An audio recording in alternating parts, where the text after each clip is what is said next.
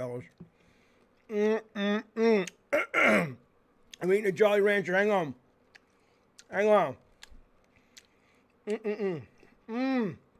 It's so good. Hang on, man. I can't. God damn it, man. Right? Hang on.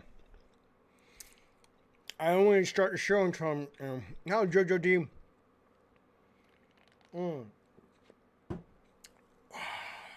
Oh, PSVR Underground. It's a cherry one.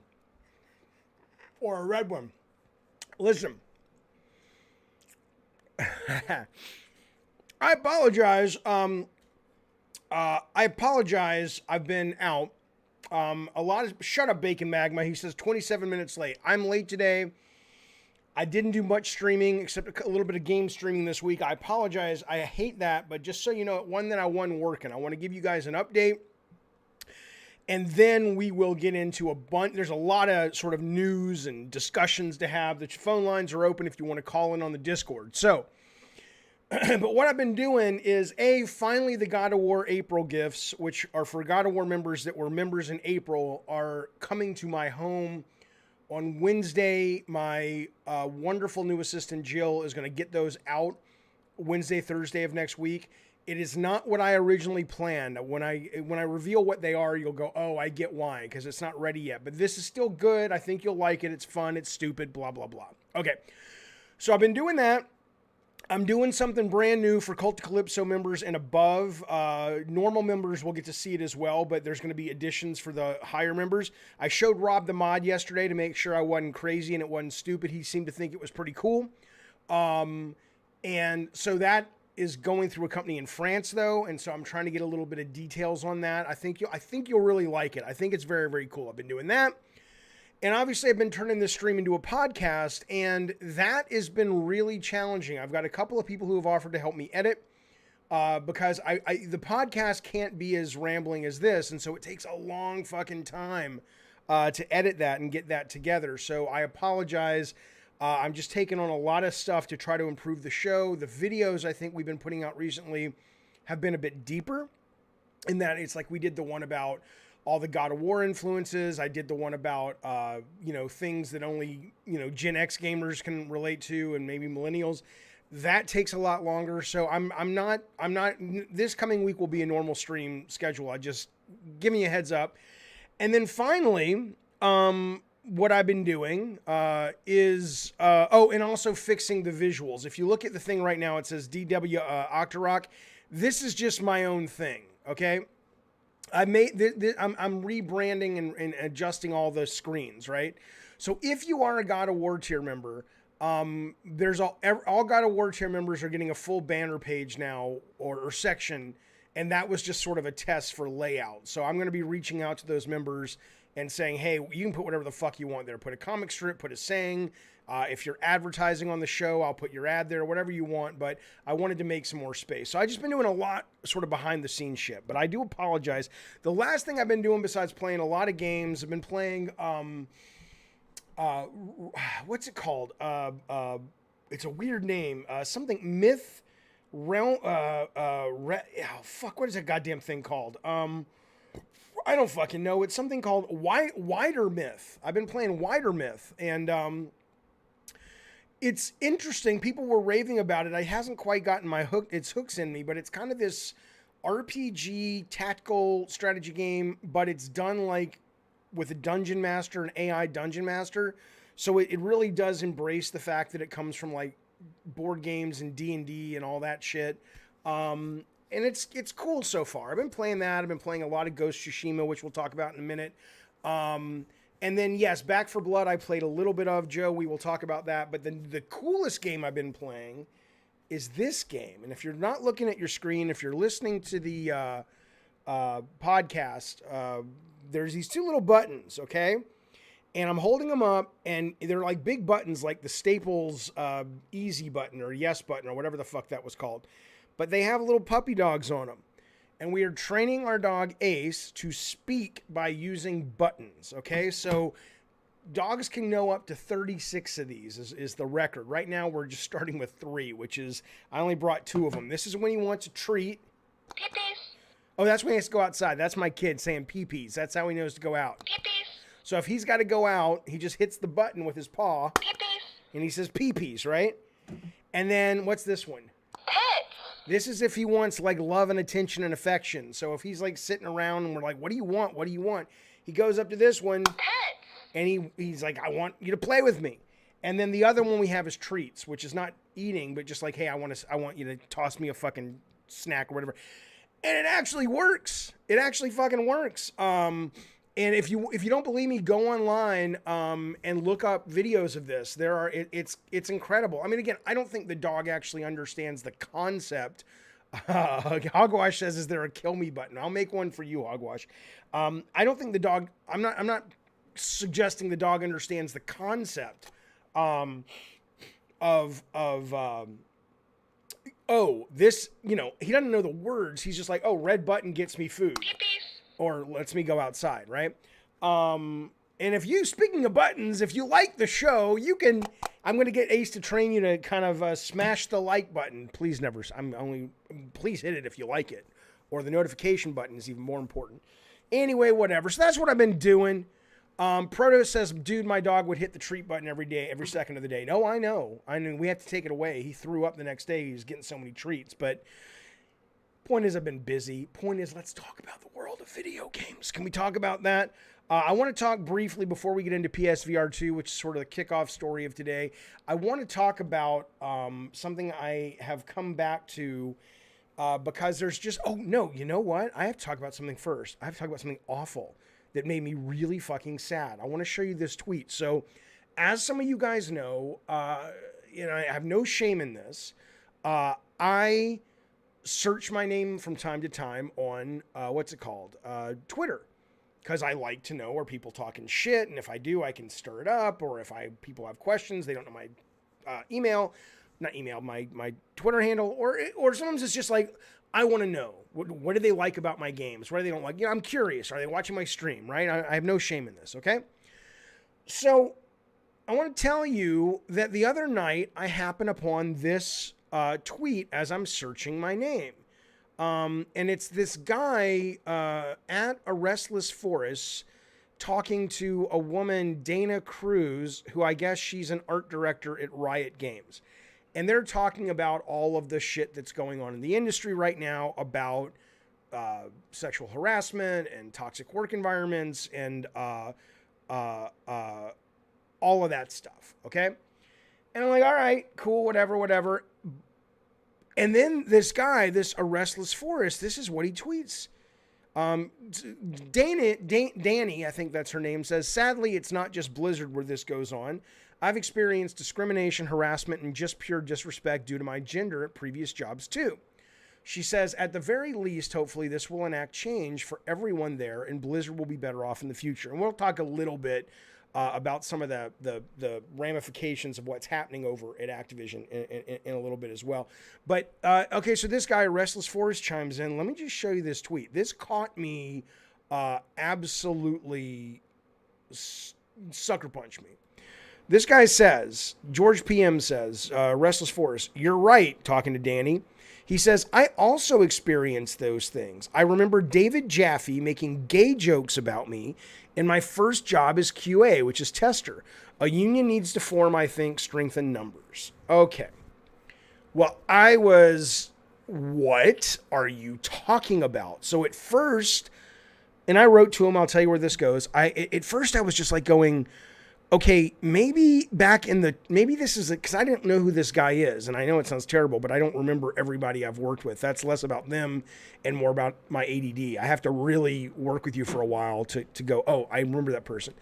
But anyway, so I'm like, maybe if I worked with this guy back in the day on Twisted Metal 2 in 1995, it wouldn't surprise me if we were still in the headspace of doing things like saying, using the word gay, but in a derogatory way, right? So if we were like going, oh, that's, whatever, but we were like, oh, that's so fucking, whatever, that would absolutely not surprise me. But goodness gracious, that is decades, multiple decades ago. I am absolutely not that guy. Not because I'm like, oh, I've been trained and conditioned not to, run the risk of getting myself in trouble, but because since then, my brother came out. I have LGBT children. Not that means that's what makes you compassionate, but I was able to experience a lot more people in my life that I'm close to, and it was able to make me just go, oh my God. Not that I ever had a problem with gay folks, but I never really put two and two together and said, when you're kind of saying, oh, that's GAY, that's an insult to individual humans, right? So anyway, the point is, I'm not that guy at all. And so I write to this guy, and here's what I say.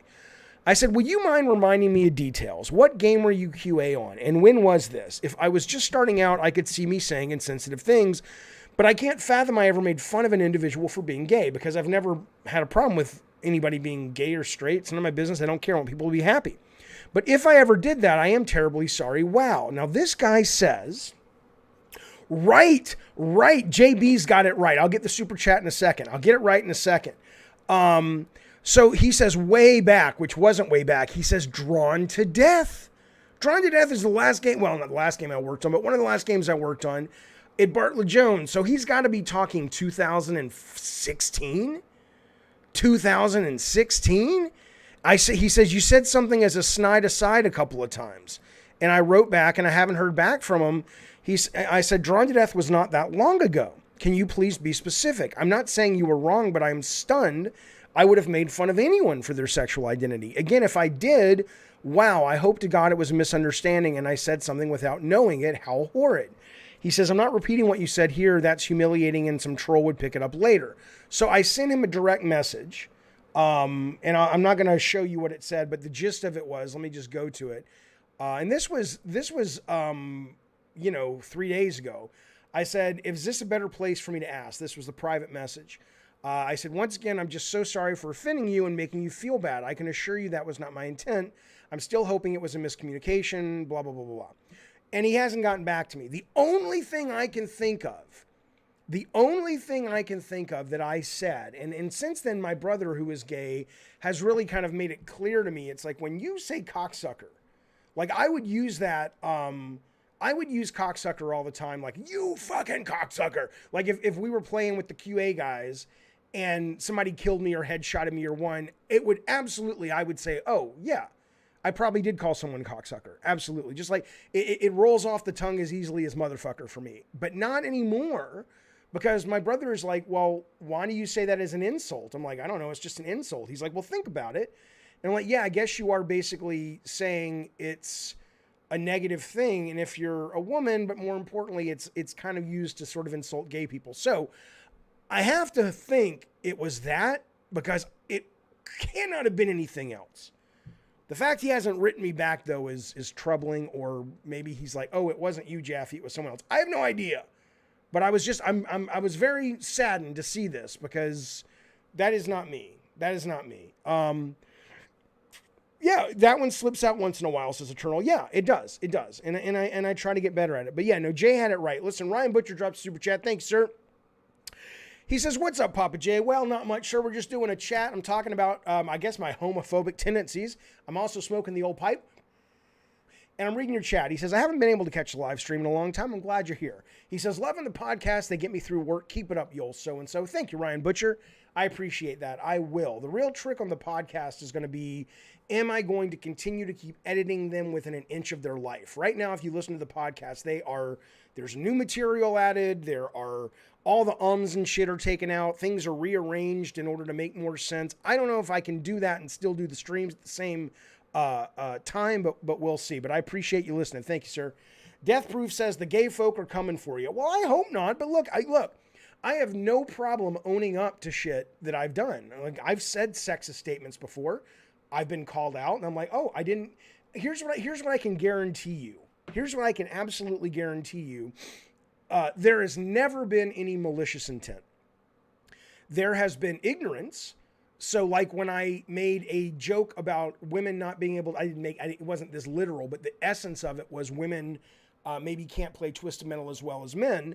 That wasn't me taking the piss out of women. That was just me going, this is what I think. And someone points out that's a really sexist attitude. I'm like, oh, You're right. When my brother points out the word cocksucker is a gay slur, I'm like, oh shit, you're right. So, you know, I've fucked up before, but it's never been because I'm trying to hurt anybody. Okay. Jokes aside, I think the dude on Twitter may be a clout chaser. I don't know, Random. He may be, but I mean, I'd like to hear back from him because I really hate the fact that someone out there thinks I was intentionally hurting them. I will. The thing that's really bad, though, and I'm only 50, and I know that's older than a lot of you guys, I don't remember this guy. I remember some of the testers. I don't remember this motherfucker. I'm looking at a picture of him right now, and I'm like, you were a tester that I worked with a couple of years ago, and I don't remember you? I'm in some serious fucking mental problems. I'm in some trouble. I'm in some fucking trouble. All right, here we go. Let us talk about some video games for a moment. So every year, and this is where it started. This started when I was playing Gun. If you guys remember. Fuck you, Hogwash. Hogwash is way older. Let me tell you something. Every time Vince McMahon releases people from the WWE, and these days it's like a weekly fucking event, I hope to God you're on that list. And it's like, but he doesn't work for the WWE. I don't care. I don't care. I want you released from the WWE. That's what I want. Listen to me. So every year since I played the game Gun, which was from Neversoft, and I loved it. And I played that over Thanksgiving. And the very first Thanksgiving game I played that I really got the sense it was a Thanksgiving game was Diddy Kong Racing when that came out. And I was like, oh, I love it when a game hits at Thanksgiving. And it's like, you know, it really, even though, yeah, you spend time with your family and go on walks and all that stuff, it really kind of makes you, you know, it really builds that memory in your mind of Thanksgiving and really makes Thanksgiving feel really good. For me, anyway. So I did Diddy Kong and then Gun. And since Gun, I've always been looking for a great Thanksgiving game. So a lot of news has been dropping about Ghost of Tsushima lately, which we'll talk about in just a second. And I was just like, oh my God. Because I finally last night 100%ed the first third of the island, right? That's how thorough I am. I'm going through, I want to liberate the whole island before I move on. So now I'm into the second chunk, right? I love this game. One of my favorite games of all time. Just fucking delightful. So I'm playing the shit out of this game. And I'm like, oh my God, I'm going through this kind of like, you know, wintry fall foliage kind of thing. And I'm like, this is my Thanksgiving game. And I'm having to decide if I am going to ultimately finish it or wait for the director's cut, which is coming out on the 20th of this month, and then wait until November and start playing it in November. Because I still have other games to finish and new games to get to. But I don't know if I'm going to have the discipline. Because when I went back a couple days ago and started playing Ghost of Tsushima, I was just like, my God, this game is so goddamn good. Do you know what? Do you know what? Let me tell you something. I had a conversation, and I cannot tell you with who, and I am really sorry I can't. You would be like, oh, Jesus fucking Christ, Jaffe, of course. You know who I'm talking about at Sony, somebody associated with Sony PlayStation. That's all I'll say. Saves do transfer. Yes, you goddamn right, Core Pixels. You goddamn right. And he said to me, he says, you know, Jaffe, in this day and age, Ghost of Tsushima would not have been greenlit at Sony. And he would know. He would be in a position to know. I was just like, shit, are you serious? He's like, yeah, it's too risky. I'm like, oh my God, I'm so glad it kind of made it before the barn doors closed. But anyway, so I'm playing Ghost of Tsushima. Here's what we know. Player versus player mode. Legends is getting upgraded. The main upgrade is going to be, I mean, they're upping level caps and they're upping cosmetics. But they're also doing two things. They're separating it from the main game in terms of you can buy it for $20 as a standalone, which I think is interesting. I don't know if that's going to work. Part of me is just like, just make it free to play and charge for shit, but whatever. And they're adding a PvP mode, which is really interesting. It's not like combat against each other. It's you and your partner are attacking hordes or bad guys, and your enemy and their partner, it's like 4 player max, are attacking hordes and bad guys.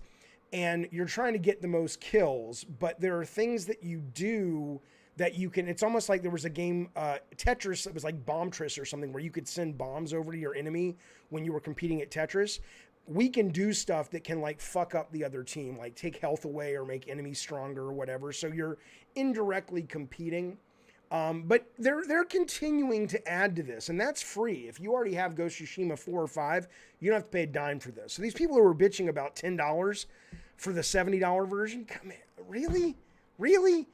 All they do is give you free shit. But anyway, so that's coming out September 3rd, and the separate Legends mode is coming out September 3rd. The Director's Cut is coming out August 20th, and I need to figure out, am I going to ultimately play it or wait? Yeah, Legends is great, Stingray. There's something about, because I don't even think Sucker Punch, who developed it, this is their first multiplayer, right? I mean, I could be wrong about this, but Sly never had multiplayer, and Infamous never had multiplayer. How in the fuck they just nailed it immediately? I liked their Horde mode better than The Last of Us. No, the Uncharted Horde mode. That was fantastic. So you never played multiplayer games, but I was addicted to Legends. It was a lot of fun, Mercury says. Yeah, that's exactly right. There's something about it that is more engaging to me than a traditional multiplayer game, including like Back 4 Blood, which I played this week, which we'll talk about in a little bit. Okay. Sly had co-op multiplayer? Oh, split screen. Okay, but not like online. You had to be sitting there with your buddy. You know, when you're sitting there with your buddy and playing, everything gets like 2 points better just because you're sitting there and you're in the, even if it's a shit game. I'm not saying it was. I'm just saying that this is pretty that's the wrong word. This is pretty impressive for a team that doesn't have a lot of multiplayer. Okay. Experience. Splitgate, I hear a lot about Splitgate SM. I will play it eventually. I have it downloaded, just haven't played it yet. Okay. So anyway, I'm playing Ghost of Tsushima last night, and I'm walking through the forest, or I'm riding my horse through the forest, and I know he'll die, blah, blah, blah. I know. I knew that the minute they put an animal in a game, they're going to die. So don't act like, oh, yeah, I know. Hang on, I'm moving my fan. I'm hot, and the AC's on, but my door is shut. I can't feel it. Don't know why it does that. There we go. So I'm walking through the forest with the horse last night, and I start to think about PSVR2. Okay, now let me give you my sense of, anybody who watches this stream knows that I am a disappointed fan of virtual reality. I have all the headsets for the most part. I don't have the Vive, but I have the S, the Oculus S, I have the Quest, I have the PSVR. I don't have Quest 2. And I'm very disappointed in it because, like, the first time I remember going to the Oculus studios that was in Orange County at the time. They still may be there. I don't know where they work from anymore. And it was the first time I put on, I think it was called Haven, that mech game. And I put on Oculus, and my attorney was there at the time, and he had already done it because he was repping them. And he was just like, well, look around. And I'm like, oh my God. Because I could stand up and it tracked me. I could turn around and it tracked me. I was so fucking immersed. And from that moment on, I was in love with virtual reality, and I couldn't wait. And I got PSVR2, and it was too many wires and the fucking Move controllers and all this shit. It was cool, but okay, I'm done. But then Quest comes out, and Quest had everything I thought that was going to solve the problems that I have with VR, which is it's room scale. You don't have to have any cameras set up. Room scale meaning that it tracks your position. It's position based. So if you sit down, stand up, crawl, whatever, it knows what you're doing and it takes it into account. You can draw a goddamn border around your environment, so you don't have to have like a room for VR anymore. It's like it goes with you. It's super portable, and you can make this very convenient, very fun room. And I was like, okay, this is going to change everything. This is going to make VR mainstream. And I loved it. But lo and behold, it was only maybe 4 months, and I stopped playing it because ultimately it felt gimmicky. And I don't mean that like it was shitty. I just mean that like the work you have to go through, and it's work. It's the, your mileage will vary, but for me, plugging it up, keeping it charged, changing the batteries, putting it on, getting a little hotter and a little less comfortable than sitting here playing at my monitor or on the couch on the TV. All those are little things that chip away, and the only reason you're gonna do it and jump through those little hoops, they're little, but the only reason you're gonna do that is if the game on the other side is worth it. And what I found is after the gimmick and the just the sense of physical immersion and spatial immersion wore off, you were left with games that weren't great. At best, Resident Evil 7, I played all in VR and I loved it. The best VR experience I've ever had. I played Alex. I didn't finish it. I got bored of it. I thought it was a typical first-person shooter. I know maybe I didn't spend long enough time with it, but it didn't do much for me. And so for me, it was like, okay, it's, the issue is not, the immersion is in game design, right? It's not in, as much as it's nice to be in this space, if there's not anything interesting to do, or what I have to do is more interesting and easier, just by turning on my PS5 or my PC or my Xbox, fuck it, I'll do that.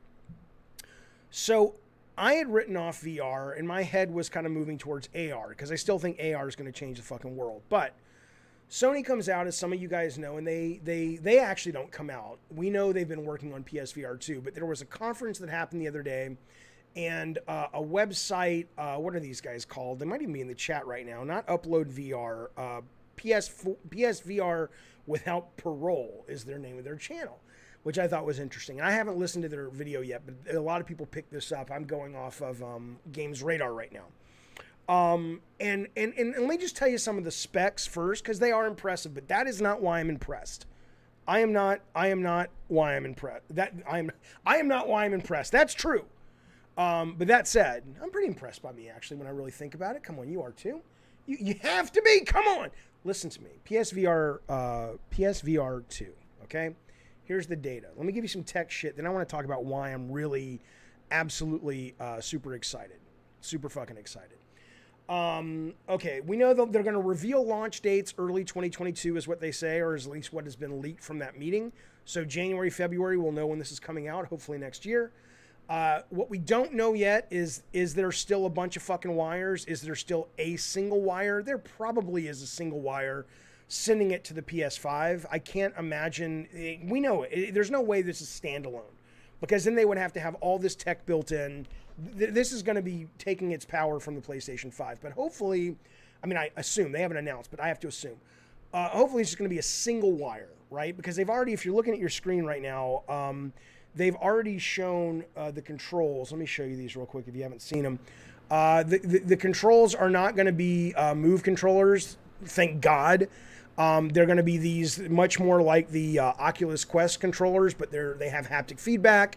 The headset itself has haptic feedback, so if you get shot in the head or if you get jostled around, your actual headset will vibrate a little bit.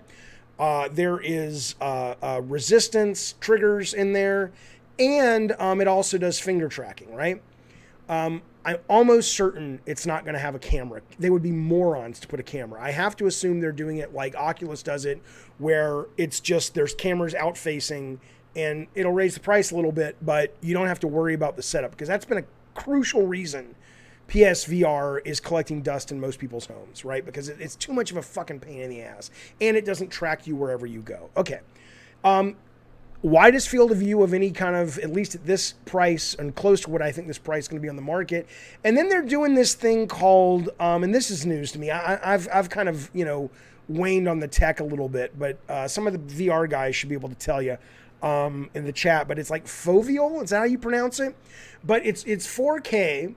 And at first I was like, well, how are they going to do that? Because if you remember PSVR or any VR, you can't have fluctuating frame rates or you'll get sick, right? So I want to say we were always having to do, because we did some VR prototypes at Bartlett Jones, each eye had to be sending 60 at the least. And I think they were recommending 90 for each eye. And now they're saying you're going to have double 4K displays on each eye and higher resolution than obviously PSVR. How are you going to do that? And they're like, oh, well, we're doing this thing, this foveal thing. And I've heard about this. No, and Uncle, it's not, it isn't going to be, Uncle in the chat says haptics are going to be the game changer. Nope. That'll be nice, but nope. Foveated rendering. Yes, Darth Nugget. So basically it's going to have eye tracking. And what that'll do is wherever you're looking, it's just going to render at the highest level a percentage of your vision in the center, which is all you're really noticing. And as it gets further out on your peripheral, it gets less and less dramatic. I thought this was happening already on PC. It probably is. But anyway, maybe that's how they're going to get the 4K. The high concept takeaway, though, is that you are going to play this and it's going to look a lot crisper, a lot better than VR. I don't think they'll look as good as traditional PS5 games because you only have to render one screen once. But it'll look pretty fucking good. It'll look pretty fucking good. All that's great. Sounds fine. If that's all they would have announced, I would be like, okay, maybe I'll pick it up. Probably not. Maybe I'll pick it up. The eye tracker is cool, not just for the rendering, but because there are games that you can do eye tracking with. I mean, there are very interesting, whether you're just doing like shooting by moving your eyeballs around and tracking. There's a lot of interesting play mechanics you can create, like, getting somebody through a maze without touching the walls and shit, but, how careful you can, you can do mini games like Don't Blink. I mean, there's a lot of cool shit you could do with it that may just be gimmicky but still fun. Here is the sentence or the paragraph that got me excited, though, okay? Because the problem with VR is once the gimmick, which is a brilliant gimmick, wears off. I mean, I'm playing Space Trainer, and I'm in my living room, and it's room scale. So I can walk around, and there's a giant spaceship, and the scale feels massive. And I'm literally walking around my living room feeling like Ben Kenobi in Attack of the Clones when he was fighting Boba Fett, or Jango Fett, trying to get back to his ship to take off after he had visited the clone factory on that water planet. I don't know. You know what I'm talking about. And I'm just like, this is amazing. But after 5-10 minutes, I'm like, yeah, but I'm bored. All I'm doing is shooting, okay? Well, listen to this. This is the secret sauce that I don't think anyone else but Sony can do. And this is where Sony's brilliant, what I always say, Sony has a lot of work to be diversified with their AAA games. There's a problem there, and they're getting more expensive. But this is what VR is missing, and they do it better than anyone else. It says, lastly, this is the article from Games Radar, lastly, while the leak doesn't include info on any new games specifically, Sony is reportedly planning to, quote, move away from VR experiences, end quote, thank God, says I, by focusing on AAA quality flat screen VR hybrid games. Hang on. Hello. Hey, I'm streaming. Are you good? Yeah. Do you want to, I just call you to see if you wanted to do something tonight. I do. Can I call you when I'm done? Yeah, when? About an hour and a half, hour and 20. Okay. Okay, bye. Yeah, okay, bye. I'll start that again for the edit and for you. Lastly, while the leak doesn't include any info on any new games specifically, Sony is reportedly planning to move away from VR experiences by focusing on AA quality flat screen VR hybrid games. These games will reportedly let you download and install just one version or the other, depending on what you want to play, with Sony apparently making a big push to remaster original PSVR games. Who gives a shit about that? I don't care about that. What I care about is the fact that you are now going to, if I read this correctly, what they're saying is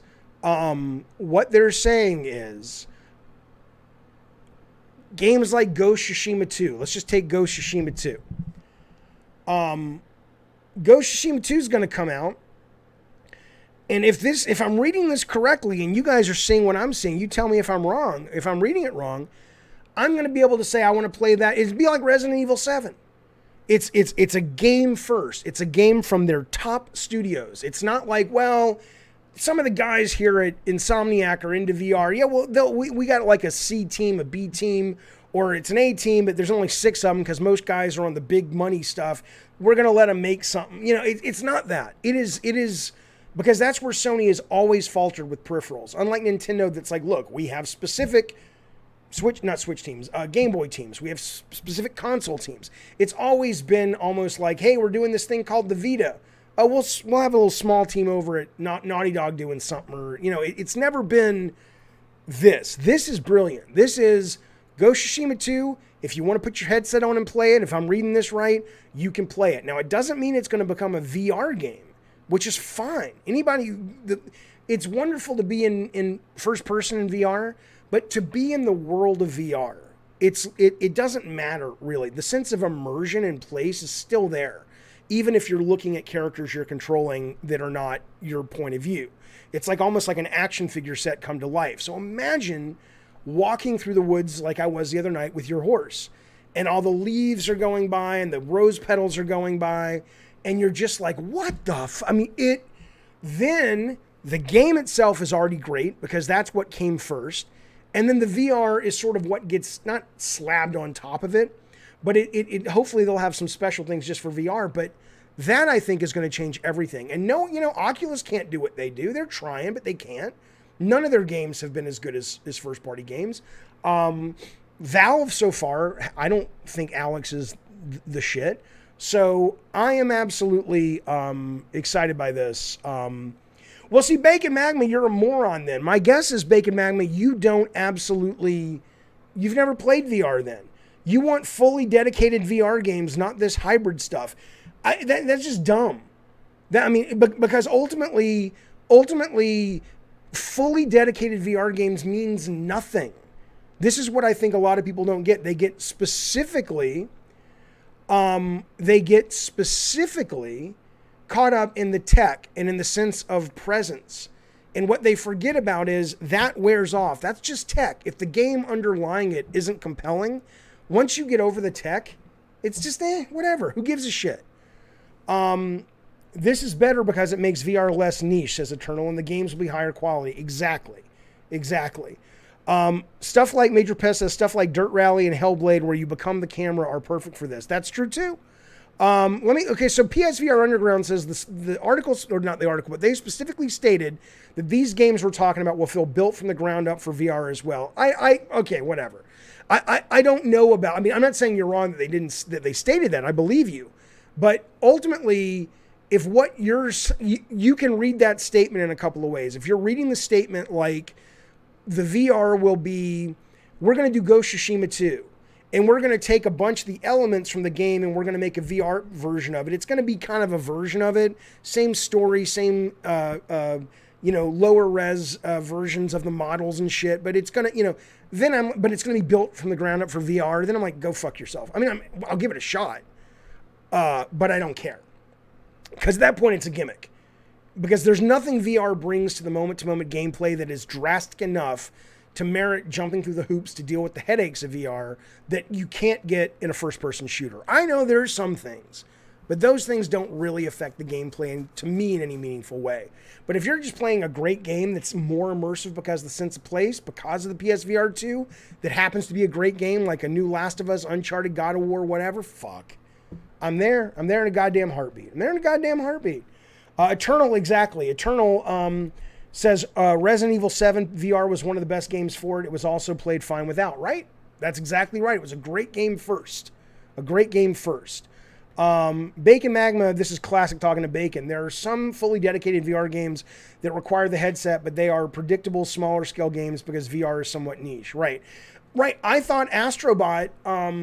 So Griff, here's the test I think you can run, Griff. Griff Game says, Astrobot and Moss, which I haven't played much of Moss, but I did play Astrobot, loved it, are brilliant VR games that are built and crafted for VR. Yeah, but if you took the VR out of Astrobot, it would be a generic platformer for the most part. If you took the VR out of Resident Evil 7, it would be brilliant. It would remain a brilliant horror first-person survival game. That's the only, that it's got to be that. And I think this decision, at least if I'm reading it right, this decision allows Sony to do what they do so well, and they're putting the creative ahead of the tech in that sense. So Darth Buzzer says Lone Echo and the Under presents an arguably entire new genres. All gameplay systems are unique to VR. I understand. I'm not suggesting that there haven't been new mechanics that have come online because you're playing it in VR. Even the fact that when you do shooters and you have to physically duck your body to get behind cover. I understand it's different, but I'm saying that for me, and I'm only speaking for me personally, those differences have never been enough to make the pain in the ass worth getting into VR, right? I'm playing Project Wingman right now. I don't want to re-download my Oculus software for my PC and get the new drivers. I know the VR would be great. But I'm like, it's not so great that it's worth the pain in the ass. That's all I'm saying. Joe says if they added VR to Sackboy, it would be a better experience. Yeah, I mean, if you've played Lucky's Tale in VR, playing Super Lucky's Tale in VR on the Oculus Rift S is staggering. I mean, it's the same game, but it feels like you're fucking living there. And yeah, exactly. Everybody's saying Resident Evil 7 is a good example.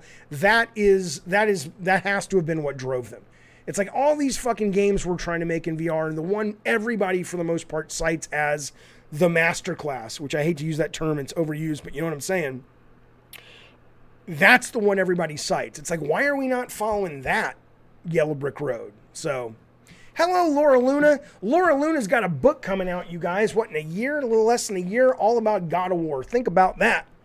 Think about that. She called me and she said, Jaffe, will you do the intro for this book? And I said, it depends, Laura. Press one of these buttons. And she pressed this button. She says to me, will you do the intro? And I said, I'm lazy. I don't want to write anything. And she says, I'll call you and we can talk it out. So I'm doing the intro. It's going to be great. I'm looking forward to it. That's Laura Luna's new book coming out very, very soon. Darth Buzzer says, that's fair, talking about VR. The pain of VR is apparent since it's still in the Commodore 64 stage. As VR gets sleek and becomes true independent, it will be near frictionless. Yeah, for sure. Which is another reason I think AR is going to beat it in that sense. You just pop it on, boop, and it works. All right, let's move on from VR. Obviously, the calls are open. If you guys want to keep talking VR, we can. But in the meantime, I want to talk to you guys about, we're going to stay in VR a little bit. We're going to stay in VR a little bit. Hang on. PPs, these are buttons. If you weren't here at the beginning of the stream, these are buttons for my dog. We're teaching my dog how to speak. So when he hits this one, Pets. it means he wants love. When he hits this one, Peepees. it means he's got to go pee-pee. We got one that says treats, okay? So shut up. All right. Listen. Oh my God, I'm getting hyper. It's just, because I took my Ritalin about 30 minutes ago and it's kicking in. Okay. Okay. Here we go. I want to talk about VR a little bit more. So, hang on, let me get this up. Couple things about this now. This starts to make a little more sense. Couple of things. The news that you guys saw just a month ago, and I didn't think anything of it at the time. It still may be nothing, but it certainly does bring a little bit more possible insight. Sony renews PlayStation Home trademark for the third time this year. I was never a big fan of Home. I remember being at GDC and Phil Harrison stood on stage and pitched it, and I was like, this sounds amazing. But ultimately, it was boring and it was stupid. And for me, a lot of people liked it, but whatever. But now with VR, and hopefully they will do more things in it, I think it's pretty fucking cool. And everybody's talking about the metaverse, blah, blah, blah. Let me tell you this. So I'm watching the Ariana Grande concert. Now, I downloaded Fortnite again. I deleted it. I haven't played it in ages. But I said, let me at least watch it because it sounds interesting. And I do like Ariana Grande, whatever the fuck her name was. And as I'm watching it, and I'll turn down the volume. I don't get a copyright. What I didn't know, because I didn't see the Travis Scott thing or anything. I didn't really know what these were like. And what was so weird is it felt like Ready Player One. Because first off, the concert itself, whether you like Ariana Grande or not, I liked that it was interactive. So yeah, there were some places where it was just, and I'll show you in a second on your screen if you're watching, there was like a giant Ariana Grande standing on steps and you could just dance or watch or whatever. I hate that she wasn't singing live. It's like, do it right. But this still probably represents the high watermark of this kind of virtual event. And these things are only going to get bigger and bigger and better. But anyway, I like that there was a lot of interactive elements in it. So here she is singing, but you can follow her around in your bubbles. There was kind of like a snowboarding on, looks like fucking neon Splatoon colored roads that you could do. You landed on this one planet and it was just like the whole planet was bouncing and you can twirl and spin and everything. But what was really cool is it really felt Ready Player One because it was the first time I'm in Fortnite. And again, I don't play this game that much, but I'm in Fortnite. The person I'm watching is using the Ariana Grande skin, which they just released, which looks like a Fortnite version of Grande. Let me show that. Oh, here you can ride on a fucking unicorn flying around while she's swinging on a swing up there. And Master Chief is there. And it might have been Thor or Hulk, one of the Avengers was there. And they were just all wandering around, and it was like, oh my God. We are getting closer every day to Ready Player One, because here we are watching a concert with people from all over the world. And it's not just like the Fortnite characters. It's all of these fucking crazy pop culture characters. How they get away with it, I don't know. It's like Funko Pop. And on top of it, imagining that in VR would be amazing, right? So I between the PSVR2 news and there you are, she's going up the steps and you can still jump and platform and all this shit while you're staying with her and listening to the concert. It's really fucking cool. But while, watching the PSVR2 news and specifically how they're going to do games and watching all this metaverse stuff start to come to life has me excited again for VR in a way I haven't been since the Quest. And I loved the Quest and I got bored of it. But this is pretty cool. Master Chief is dead. This confirms he and Halo are in the clouds. Yeah, maybe. I don't know about that. I'm just telling you, it's pretty fucking cool. I mean, if you go into VR chat, you can be any character you want as well. It's not like Fortnite's the only one doing this. But Fortnite is the only one doing this, I think, at the quality of skins. You go into VR chat and anybody can make them, right? So they some of them look shitty and some of them look really good. Isn't Ready Player One a dystopia, says Scott McClellan? Not really. The world is. I mean, that gets into a whole different philosophy, though, at that point, right? Ready Player One is really a weird movie. I love the book, and I really enjoyed the movie. But it is a little bit weird because at the end of the movie, they make it sound like the group, I forget what they called themselves, who took over the Oasis, are like, yes, VR is great, but the real world is important. And so we're going to guarantee that, the Oasis is shut 3 or 2 days a week. So people have to live in the real world. I'm like, motherfucker, haven't you seen the real world? The real world in Ready Player One is shit. So I don't know if I agree with all of its moral standings, but I thought it was a great story and a great movie and all that stuff. Okay. Lutz Baby, the new PSVR 2 does have eye tracking. So he says, I think VR needs eye tracking to truly take over. Yeah, well, there you go. I have not seen Lindsey Sterling's live VR concert. Oh, interesting. I will look it up. We got ourselves a super chat, boys. Coming down the line, we got some ducats coming in from Magnum Visuals. Thank you, sir. He says, Chaffee, you think there's a connection between Sony's sense of smell patent and VR2?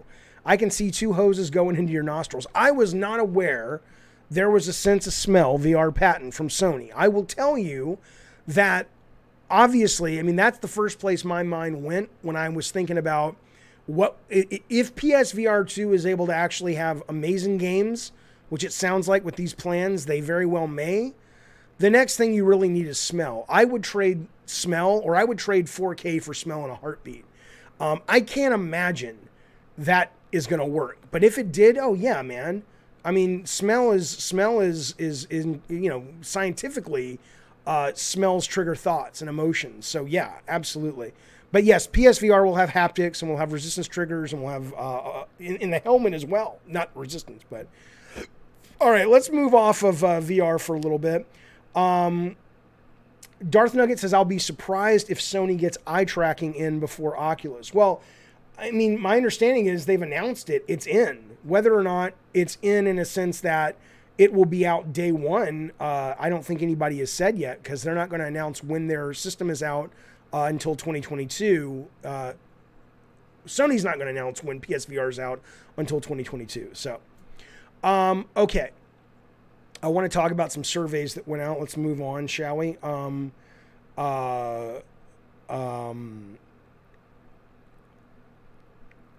Yeah, that's interesting. Lut says, I don't think smell is that important. Most of my life is not spent smelling things. Yes, all of your life is spent smelling things. You're not conscious of it necessarily. I think eye tracking is more important to making VR intuitive. It's less about, still suit from Doom. That's right. It's less about the intuitive part, although yes, that's absolutely important. And it's more about the fact that if you, like, I'm going through, for example, this burnt forest in Ghost of Tsushima right now. And yeah, it would be nice if it looked even better, although it looks great as is. Excuse me. But the idea, if I could smell those embers and smell the burnt wood, come on, man. Or if I'm going into like a morgue in a survival horror game and it smells not like dead bodies, but it kind of smells rank. Come on, man. That's insane. That's insane. Or when you heal up, it smells like fucking food that you like. Or when you are around like a pretty girl, it smells like, perfume or something. Come on, man. It's good stuff. I'm excited about this. I'll look it up. I will look it up. I did not know there was a smell thing. So, okay. Let's talk about Returnal and Back 4 Blood real quick. I just thought this was interesting because I think most people now, when they look at the figures that came out for Returnal, 560,000 sold so far. Excuse me 1 second. Most people say, well, okay, this is a niche title. It's not going to do what I think a lot of people, including me, hoped it would do, but I never thought it would do bang up business because it's too fucking niche. But it's a goddamn brilliant video game. Game of the year contender easily. And so they come out with this survey, and I wished I would have gotten it because no one has yet gone online and put the whole survey online. But in essence, if you read this thread on NeoGAF, where a number of people who've gotten the Returnal survey, Sony is curious, it sounds like, about, did you know this was a, goddamn, there's something in my throat. Did you know it was a rogue-like game? Do you know what a rogue-like game is? They asked, was it a problem? They didn't ask if it was a problem, but did you care that the main character was a woman? I don't know if they asked about her age, but these are all questions that really seem to be, again, I haven't seen it yet. I'm just going off what these guys are talking about in the thread. But these questions really seemed, here's one, filled it in earlier, says Mr. S. It goes deep. Lots of questions on if you like Celine, the main character, and if she was an appealing character or not. This guy, Manabite, who posted it, the OP, says, I like the question. It is important to me that Celine is a woman. Like, is it or is it not, right?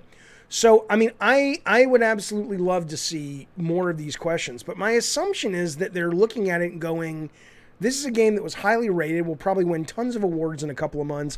Why didn't it do well? Now, I think anybody can tell you why it didn't do well. Obviously, the $70 price point part of it, but I don't think that's the biggest part of it because niche gamers show up for what they like, and $70 isn't too much of a jump from $60.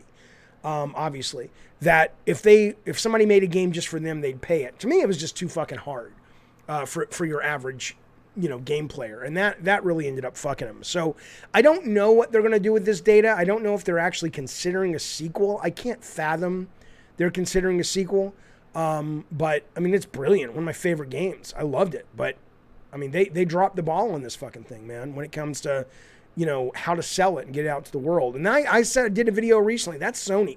That's not the game. The game was brilliant. A couple of tweaks I would have made to the game, but the game was brilliant. I will say the main character, Mrs. Bacon, was very boring. It was very unforgettable. Yeah, I mean, she wasn't great, but that's kind of okay, right? I mean, in a game like this, it doesn't, there's something about this game, and I haven't finished it, so I don't know where it's going yet, but there's something about her just being very middle of the road. Like, if she had been a big personality and had become like a mascot for Sony, I don't think the game would have worked as well. Like, there's something about the subtlety of Returnal that feels more, I don't mean mature, like, oh, it's an art form. I mean, it feels more like a matured way of telling a story that isn't so rock'em sock'em, like, we need a hero, and I liked that. I agree with Jojo D says, I didn't buy it because I heard it was hard. Right. I did. I bought it and I loved it. But yeah, it's really fucking hard. It requires a huge investment of time per play session, unless you just want to leave your game in stasis. Not do anything else with your PlayStation. Fuzzy says it's not too crazy to think they could strap a PC-controlled mini atomizer. Oh, you're talking about smell-o-vision. Okay, I'll read it. It's not too crazy to think they could strap a PC-controlled mini atomizer to the side of your head that uses refillable pods. Creating a multi-layered palette of smells is the trick. I don't think, when it comes to smell-o-vision, I don't think it's a problem to solve it. I mean, it was solved in movie theaters back in the day. The problem is not, is just it's just another fucking thing you got to have. You got to, oh, I'm buying Resident Evil. Here's the 8 packs I need for the smell-o-vision. And you didn't load them right. You know, it's just, it's got to be seamless, man. It's got to be fucking seamless. Scott says this could be a Dark Souls all over again, talking about Returnal. PC crowd probably won't agitate to get it on PC like they did with DS. Agitate? I think what you're saying is, I do think it will do much better on PC. That's absolutely true. It's absolutely true. Sony needs to drop Returnal on PlayStation PS Plus ASAP. Yeah, it's a great game. I hope they do something really good with it in terms of, because they could save this game. They really could if they wanted to. Speaking of surveys, I got a survey for Back 4 Blood. Now, Back 4 Blood I'll play a little bit more this week with some of the members of the chat or the Discord. I will tell you that Back 4 Blood was fine. I think I will have more fun playing it with people I know, friends, and people on what's called voice chat, than just playing with randoms. I thought it was kind of overwhelming. There's a lot of systems that they didn't bother to explain. Obviously, it's a beta. It's not early, but it's early-ish. And so, you know, I didn't think the moment-to-moment gameplay was anything that special. It was good. It was good. But it wasn't like, oh my fucking God, this is the next leap for, you know, this blows away Killing Floor 2 or something. It was like, oh, it's one of those things. It's kind of cool. It may be better. But they sent the survey out. I did a tweet about this. I was just fascinated by this because every single game we've ever made, we have done surveys. When the game came out, when the game was in development, at focus test, because that is your, you know, making a game and making creative decisions about a game is like walking through a cloud bank or it's like Silent Hill 2 on the PS2. You can't see more than 5-6 feet ahead of you. Okay. And you as the director, you know where you're going, like you know where you want to end up, but you don't really necessarily always know how to get there. Okay. And what's great about the surveys and stuff is that you are giving it to people who don't know the game, don't care about the game, don't care about the outcome. And if it's given in a way that it doesn't muddy the water, and our last Drawn to Death focus test totally muddied the water, and that's the focus test company's fault. That wasn't our fault. They did a terrible focus test. But anyway, now I'll talk about that if you want to. But anyway, if you don't muddy the water and you get good data, it can really save your ass and let you know what people are thinking. But this survey I got for Back to Blood was so useless. Because at least if I was on the development team, because it was asking me like to rate things on a scale of like 1 to 10, 10 being best, 1 being shit, but there were no follow-ups, right? And so, for example, there's a card system in Back 4 Blood, and I love collectible card games, and I was like, this is cool. And it's like you can pick up, you know, in the beginning you can choose cards. I guess you also unlock cards or something later. I don't think you buy them. You might, I don't know. And they're like, oh, here's a health thing, or here's a buff for your stamina, or here's a buff for reload faster, whatever. And I'm like, okay, it has me pick these cards at the very beginning before I even jump into a match. And I'm like, okay, I think I know what these things are. Let me just play. Nowhere in the game does it explain anything else. I don't know if those cards are passive buffs. I don't know if there are ways I can use them, right? The same thing with there's all this gear, which I love. I love that there's like tripwire and there's audio traps and there's just, or audio distractors, and there's all kinds of things that are not just guns. But I don't know really what I'm supposed to do with them, and I don't really understand the upgrade system. So it was really interesting to me that the survey they send out on their first open beta is, please rate the card system. And I'm like, if I'm a designer and I get it back, I rated it a 2. Or it was 1 out of 5, and I rated it 2. What would they take of that data? If a bunch of people gave it a 2, they're liable to walk away and say, nobody likes the card system, get it out of here. Let's not ship with it. It's easy to turn off. We told you it wasn't going to work, Jaffe designer. That's why we put it in there as a thing that we can easily extract. Whatever. We'll launch it after it comes out. It'll be DLC. But honestly, I love the card system. I'd love it to work. I love the idea of it, but I don't know what the fuck the idea of it is. So Scott says they really should just let people write giant essays on what to do. There's a 0.1% population of autistics who will write detailed dissertations on how to fix everything. Well, sure, maybe. But ultimately, though, this is not a case of that. This is a case of you're putting a beta out there, and I get that you don't have all your systems explained yet. That's fine. But make a video. Just have a wall of text, something. Otherwise, don't ask me to rate it because you're going to get data that's fucked up. Eternal says, in the game, the card system is mundane. Basic modifiers most games would have as an attachment. Okay, so it's not like, oh shit, I'm in the middle of a bad time. I'm going to play this card. And suddenly we get a buff for the next 40 seconds or something. It's not a big game changer. That sucks. I think Sony wants to make Housemarque. We're going back. This is Neo Hagen. Thanks, buddy. He says, I think Sony want to make Housemarque the From Software of roguelike light. Sony missed the chance to buy from when it was cheap. I don't know what that means. I mean, I know what you're saying. I don't know if Sony necessarily has an appetite for roguelike games. I think that's what this whole survey was about. I think Housemarque... There's nothing that says that Housemarque can only do rogue games, though. I mean, this is the first rogue game they've ever done. So, anyway, I don't understand, Mr. Pancakes. What are you saying? Mr. Pancake says they want feedback, not a fix this essay. Are you talking to me? And this is my essay? You don't fucking tell me what they want if you're talking to me, bitch. I worked in video games for 23 years. Don't tell me what they want. I know what they want. They want help. They want somebody to explain to you how you're enjoying their game. Pancake's going to be like, I wasn't talking to you, Jaffe. That happens all the time. But they want to know what's working and what's not working. You get too close to a fucking game. So whenever I would have somebody write a wall of text in a focus test or a survey, it was like Christmas morning. I'm like, oh, thank God. Somebody's really able to articulate what the problem is. And if you don't think that's important, that's fine, but you've never made a goddamn video game then, because getting data from people who have not played your game is crucial. Scott says, yeah, he was talking to me. He probably was, but I can edit that out and make it sound like he was talking to me, and it's a good... What I just said was good anyway. It's going in the edit. It's going in the edit. Sorry, Mr. Pancakes. It's going in the edit, baby. Okay. All right, let's move the fuck on, shall we? Let's move the fuck on with our day.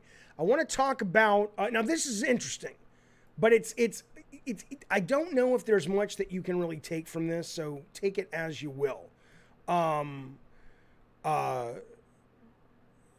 Because ultimately at first, this news came out, and Sony was the first to sort of drop this... Well, Microsoft was previous, but a lot of the numbers came out from the first quarter for all these public companies, game developers. Sony says it's not worried about a recent dip in PlayStation Plus and active users. So PlayStation Plus, it's the first time quarter to quarter that PlayStation has lost active users and subscribers to PS Plus. It says that total PS Plus subs of 46 million, 46.3 is up 1.3 year on year, but down by over a million compared to the two most recent quarters, right? So at first, when this was the only data dropping, there was a sense of what is, then you could get into speculation. And I think you can still speculate. This isn't great news. Sony even says, yeah, that's a disappointing number. But then you start to see Nintendo's numbers come out. Nintendo had a worse than anticipated quarter. 13% drop in the quarter. Square did, I want to say, EA I think did okay. Like almost every other company that reported this week, which was like 6 of them, were all down in the first quarter. So I do think at this point you do have to assume it's COVID shit. You have to assume, like people talk about why Animal Crossing was such a huge hit on Switch this time last year. Well, now that, COVID slowly, it's coming back sadly, tragically, but it's, for a while we thought it was slowly starting to abate. It was like, okay, I think we're going to be good, and these numbers are going back to normal. So, I don't think there's any sky is falling. I think we'll have to see what happens next quarter. But it is interesting to see 1 million people have said, I'm pulling away from Sony service. We don't know what happened with Game Pass numbers. Did those go up? Did those go down? Did they stay stagnant? We know they grew. We know the Game Pass numbers grew. But I don't think the Game Pass numbers ever got really high to begin with because of COVID, unlike Sony. I don't know. I don't know what to take of this. Every one of these you read, and it's like all it really says. In fact, it says, at the risk of reputation, this is the chief financial officer at Sony. May I say that last year the stay-at-home demand was so significant in hindsight, so compared to that period last year as a trend, it's declined. But compared to fiscal 2019, there is an increase. So we will monitor the situation carefully and we will deepen the engagement and enhance the platform. Therefore, during the coming fiscal year, we will take actions to support the business. So I don't really know. I think what they're saying is we can't read this data yet. We don't know what it means. There's not enough data here given how seismically different COVID has made things like video gaming and stuff. Jimmy Gilchrist says people are refusing to take vaccines and this is what you get. Oh yeah, that's a different conversation. I think I'm going on Basement Radio Arcade podcast tomorrow to talk about a number of things, including that topic. So, but yeah, for sure. Okay. I don't want to spend too much time with Activision. I'm kind of getting, I have the privilege that I can get bored of Activision stories. Only because I haven't been sexually harassed and I don't have people I'm sure I have people I love in the industry who've been harassed. But in other words, I don't want to beat a dead horse. We know how shitty these situations are. But there is some news worth bringing to your attention if you didn't pick up on this and worth discussing just very, very briefly. This is interesting because now we're starting to see a couple things happen this last week where Activision... it's not just PR. They're starting to get hit at a money level, which is the only language that they really understand anyway. Coke and State Farm are pulling back from the Overwatch League. Coke says it will revisit its league sponsorship while State Farm has pulled its ads from weekend competition. Now, this is not a big loss. I don't know how much money they spend, but it's not like we're talking billions of dollars. But it's, you've got two massive companies, one of the biggest companies in the world, which is Coke, which is saying, publicly we're making it clear we need to step back and reassess this, okay? Just like I think Disney needs to step back and reassess giving Ubisoft their Star Wars license, but that's a different story. So we'll see what happens with this. But this was the first thing. And then there's another lawsuit. Shareholders are suing Activision Blizzard for withholding harassment information. They made false and misleading statements which led to artificially inflated stock. Now, this is a big one. This one, we already know what's happening with the California lawsuit, but that's not a class action suit. This is a lot more money possibly, I think, to be made in this. So, I don't know where this is going to go because of this. Activision Blizzard stock fell over 6% on the 27th, the day after the lawsuit's existence was revealed. Since then, the stock has fallen an additional 5%. Based on Tuesday's closing price. This was I don't know where it is right now. I don't know. Didn't a company hire a woman to flirt and kiss with you, says James. Okay, it's a good question. I don't really know what that was about to this day. There was a company. Let me finish the Activision news and I'll tell you. Okay, the last thing on Activision, this is interesting. Morhaime, who is one of the three founders of Blizzard, left in 2018, started a new company. The report comes out this week. Mike Morhaime, other Blizzard executives as well, were informed of rampant misconduct. So apparently while they were there, an assistant of Blizzard co-founder and former CEO Morhaime claimed to have informed him as well as other senior leadership about rampant misconduct that went on within the company. The report from Bloomberg also presents a shift in the company culture as it gained more popularity to the point where its developers began being seen as rock stars. These developers were untouchable. This was a quote. Not only could they tell you how to do your job, but they had so much power they could do whatever they wanted in line of sight with their other powerful friends, former employee Christina McConan told the site. Another employee says, in my experience, you just stopped going to HR. They were almost like a gang that would ruin your career if you reported certain individuals. So, again, this is talk. This is just people saying, what they felt. I mean, if you've worked in corporate life for more than a month, you know that just because somebody says something shitty occurred at a company doesn't mean it did. It doesn't mean it didn't. I believe what I've read about Activision and Blizzard. It makes sense to me that it's true. But the idea of, a lot of people feel, any company that I've worked at and that I've even owned, a lot of people, there's always people at the company that feel they know better. And when they're not the ones that get to make the decisions, they always are going to lunch and grousing about the people in charge of creative or budget or whatever. So I'm always skeptical when people are like, I used to work there and it was shitty. But in this case, though, I think there's smoke and there's fire. Brian East is right. The state of California has been investigating Blizzard for over 2 years. They had to have known. I think they just drank their own Kool-Aid thinking they were too big to fail. I won't give you details, Brian East, but I will tell you at a related level, there was a person I spoke to at a very big video game company very recently, like a couple of days ago. And they were saying to me, Jaffe, this company has changed so much. And I said, well, what do you mean it's changed so much? And they said, it's not the same kind of kind, inclusive, welcoming, nurturing place it was.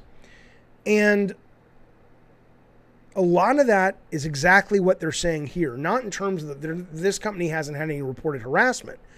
But as companies, I've seen this. I saw this at PlayStation when PS2 ruled the roost and we moved into PS3. People struggle with how to handle success. When you get success, it's not just that people's egos get inflated, but even worse, people then are attracted to the company. It's like in a relationship. If you're out in the world and you're confident, people come to you to be in a relationship. You don't have to go on dating sites. They'll come to you for the most part. If you're a company and you're making a bunch of fucking money and you're doing well, people come to you. And those people are hungry and ambitious and driven, and they bring all that shit into a company that one of the main reasons it became a company that was successful was because the management was good and alert and healthy and nurturing and all that good stuff. And suddenly you get all these fucking bad actors, as they say, into the fucking recipe. And it starts fucking this shit up. It starts fucking this shit up, man. And so that's, I think, what clearly happens here. People, I don't know. Well, always got to be better to handle success, I think. One more harassment thing, but this one's a little different. This one got me thinking. You guys know Gone Home, one of my favorite games of all time. Thought it was brilliant. The co-founder, Steve Gaynor, has stepped down following complaints from employees. Now, none of the complaints are about sexual harassment or anything like that, but they are targeting, this is apparently targeted women, and that he was toxic, he was bullying, he mocked their ideas. 10 female employees, they said 12 former, basically this all got triggered because a bunch of employees have been leaving every month. And I think they've lost like 10 to 15 employees, and I think they're all women so far.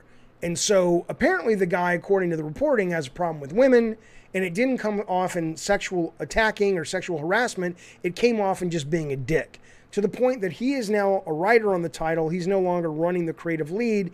And I guess Annapurna, who's the publisher, has stepped in to run interference between him and the team. So he's still engaged for whatever reason, legally, or they think he brings value. I don't fucking know.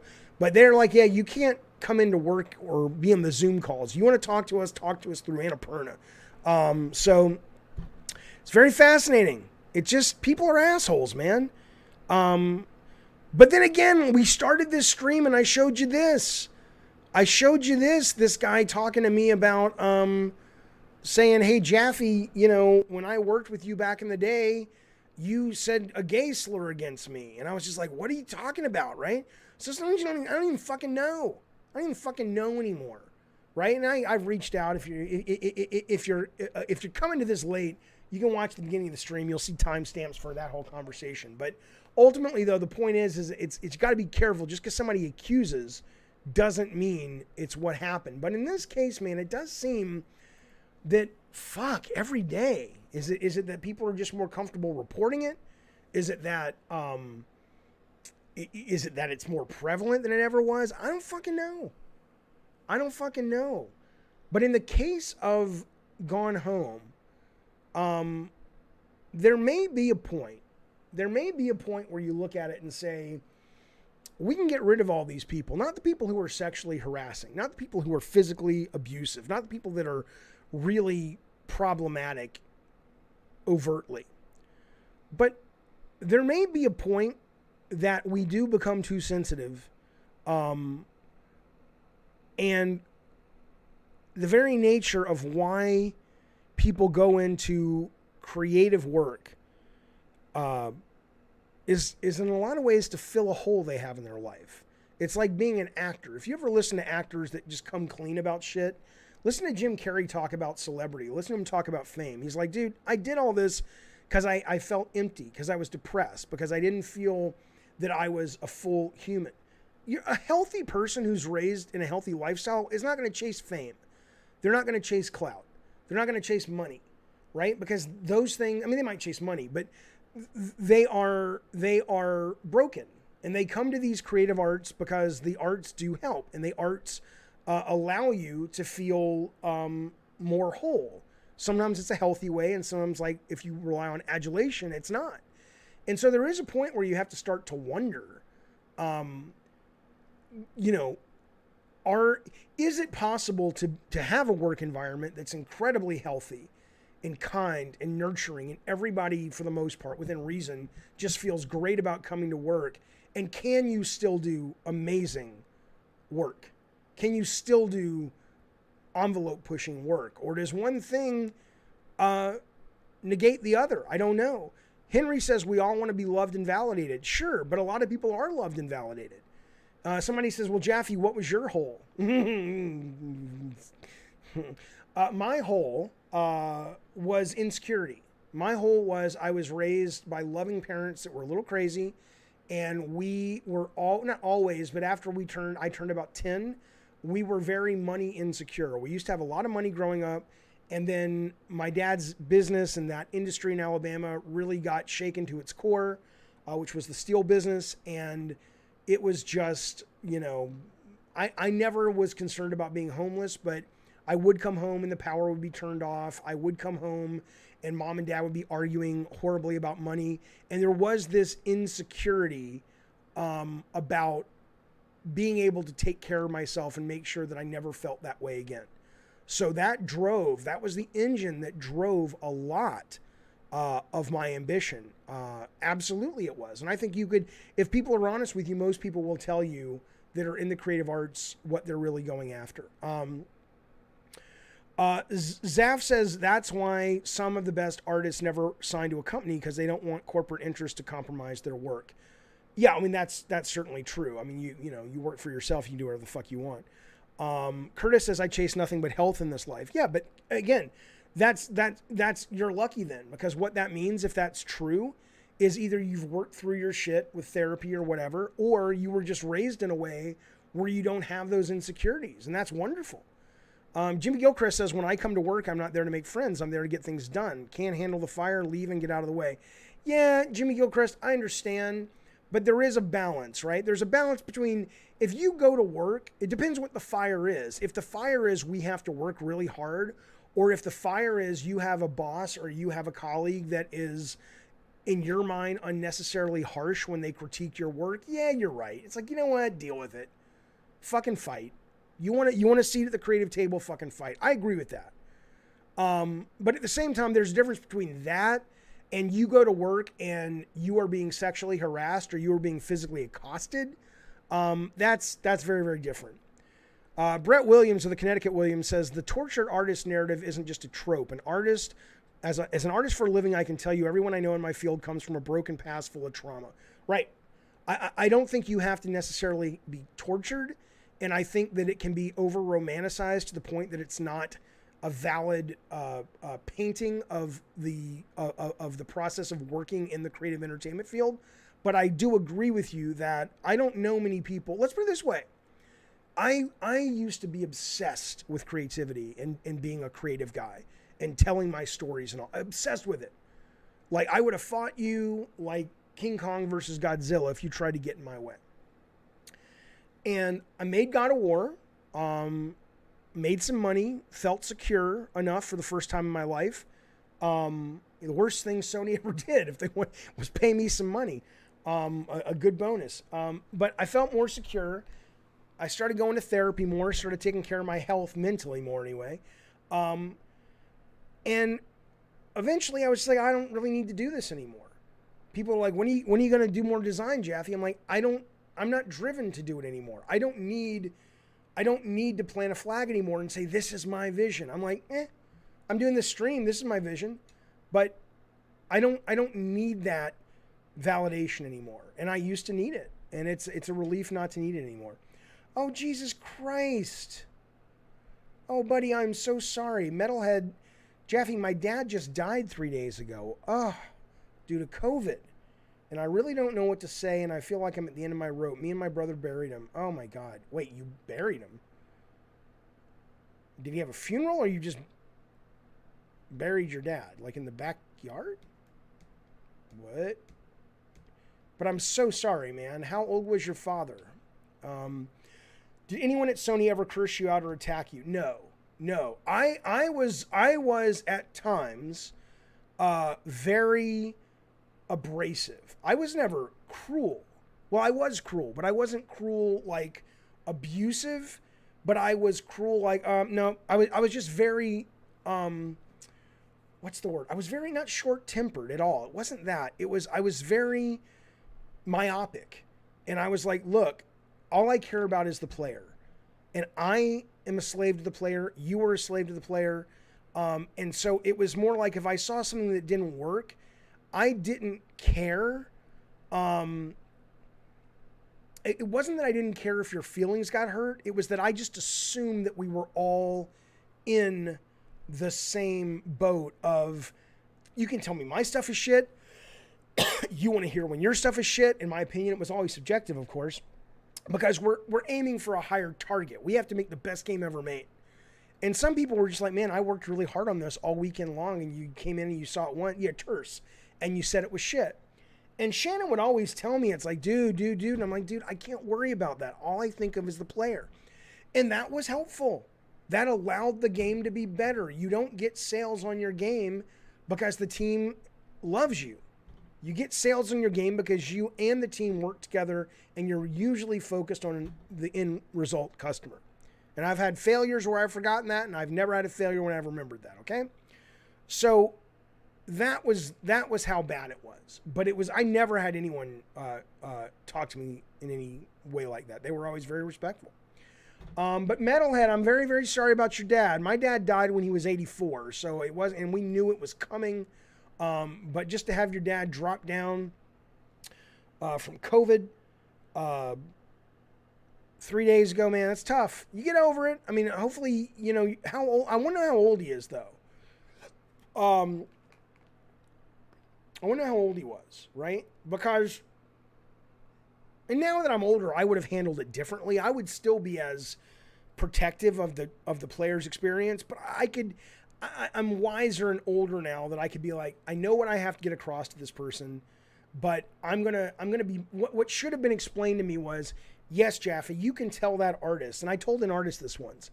I told an artist, he had done this interior of a temple or some such thing. And I told him, I said, it looks like a Mexican restaurant. And I didn't mean that disrespectfully. I was talking about going to, like, you know, places like El Cholo in LA that have all the stucco walls and the arches and all this stuff and the some of the wood beams. And that's what I was talking about. But he really got offended by that because he's like, this is fucking based on research. And you're saying it looks like some stuff like Taco Bell. I'm like, no, that's not what I meant. But now I would go, that artist would be more productive for the gamer if Shannon hadn't had to diffuse that situation, right? And so even though, so now I would look at it as a means to an end. It's like, you need to communicate this isn't working, and you don't want to spend too much time on it because you can make a million decisions a day, or, you know, not really, but you know what I'm saying, tons of decisions a day.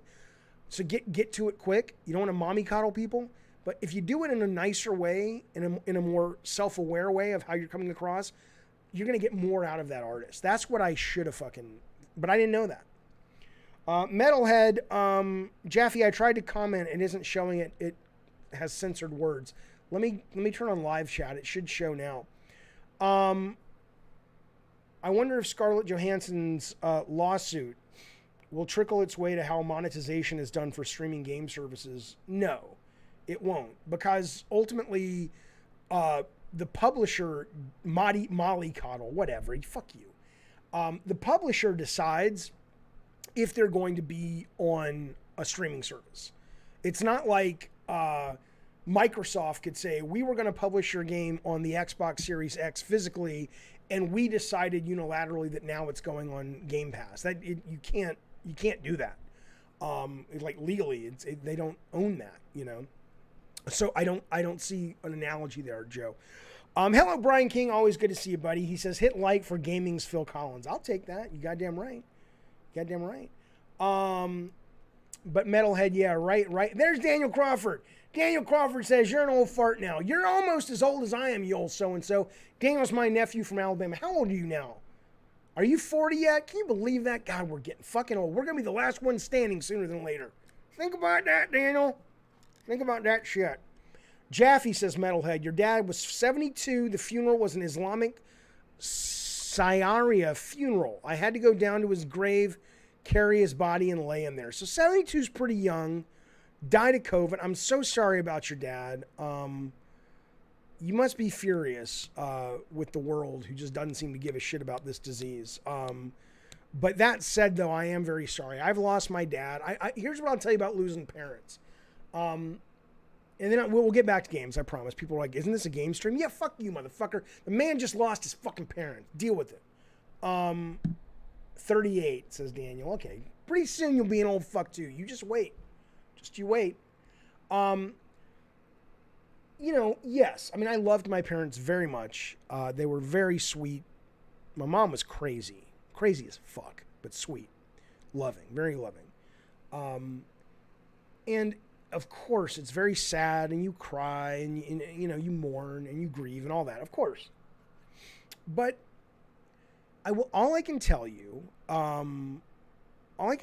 is that, and I'm not a religious person at all. I'm an atheist, agnostic kind of guy. I don't have a fucking clue what happens, if anything, after we die. If nothing happens, I go like, oh, okay.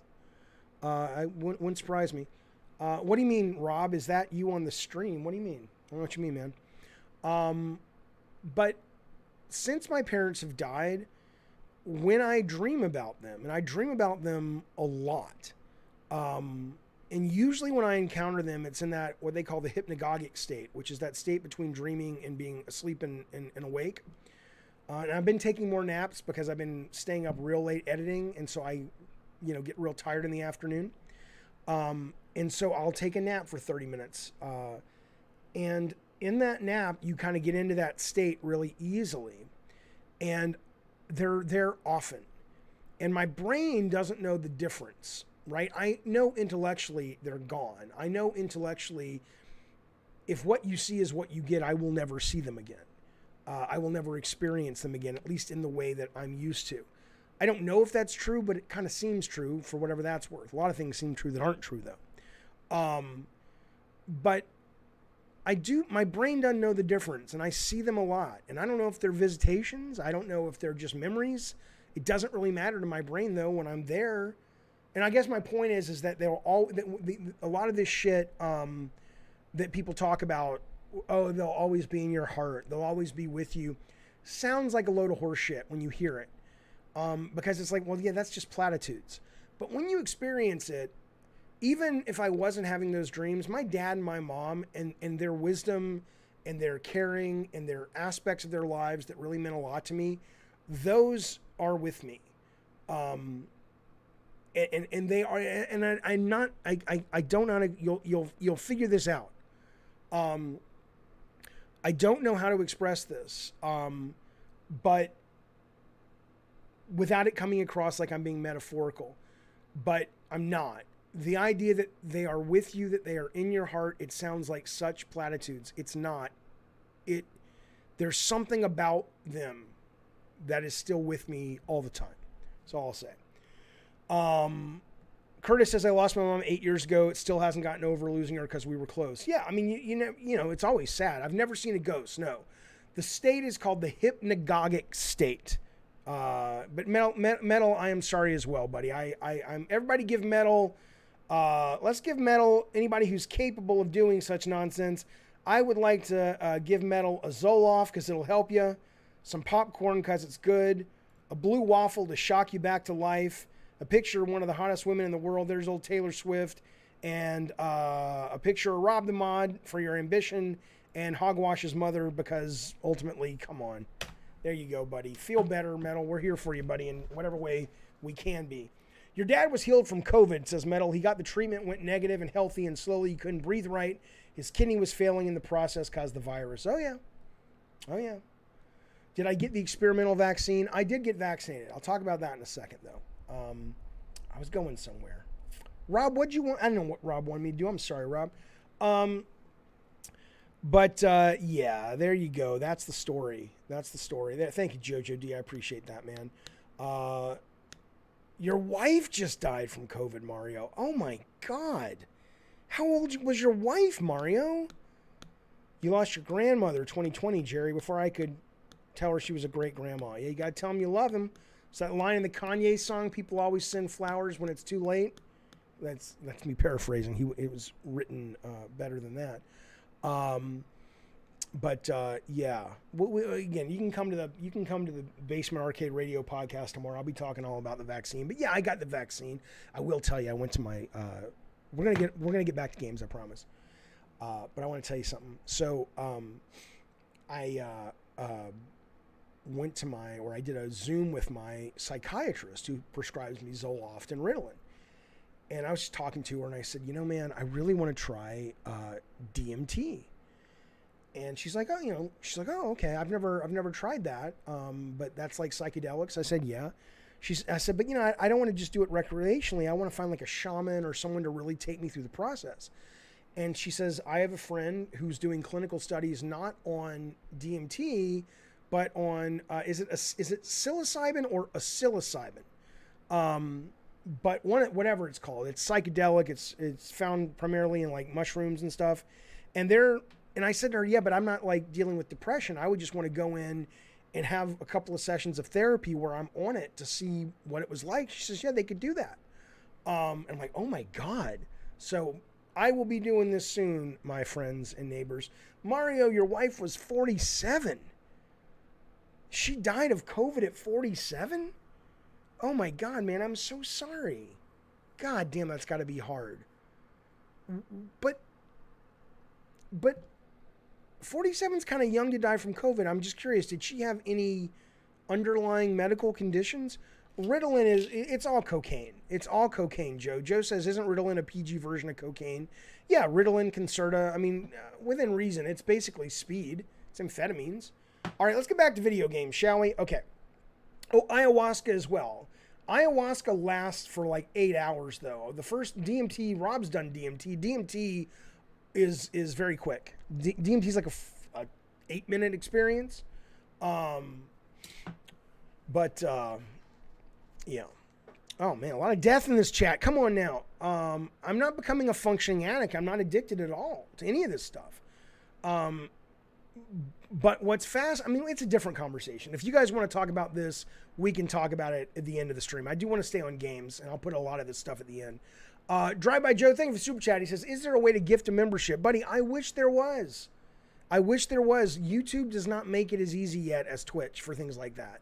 So no, you can't gift memberships. I can't do rolling credits. There's a lot of shit I can't do that really pisses me off. But no, unfortunately, I love the question, but no, you can't do it.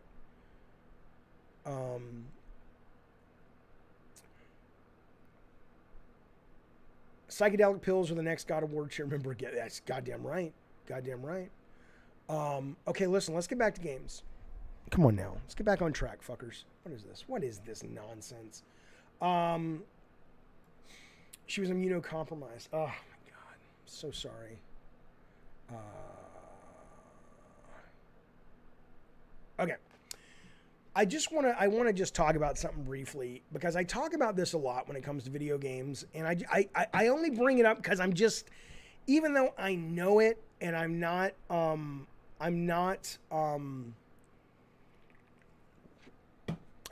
surprised by it.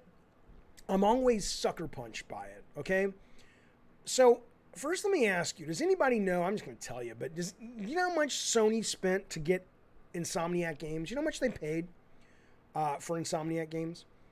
These guys paid, Sony paid $200 and give or take $30 million to acquire Insomniac, which is a fucking steal. It's a fucking goddamn steal. $230 million to acquire Insomniac. The reason I bring this up, though, is Zynga, the once Facebook company and now kind of just social publisher, you know, Facebook and a lot on cell phones. They literally just bought a company that makes a game called Golf Rival, which is a cell phone game. And it's a big hit, I guess, in the cell phone game world. Do you know how much they paid for a little but a cell phone developer? I mean, this is what I keep telling you guys. You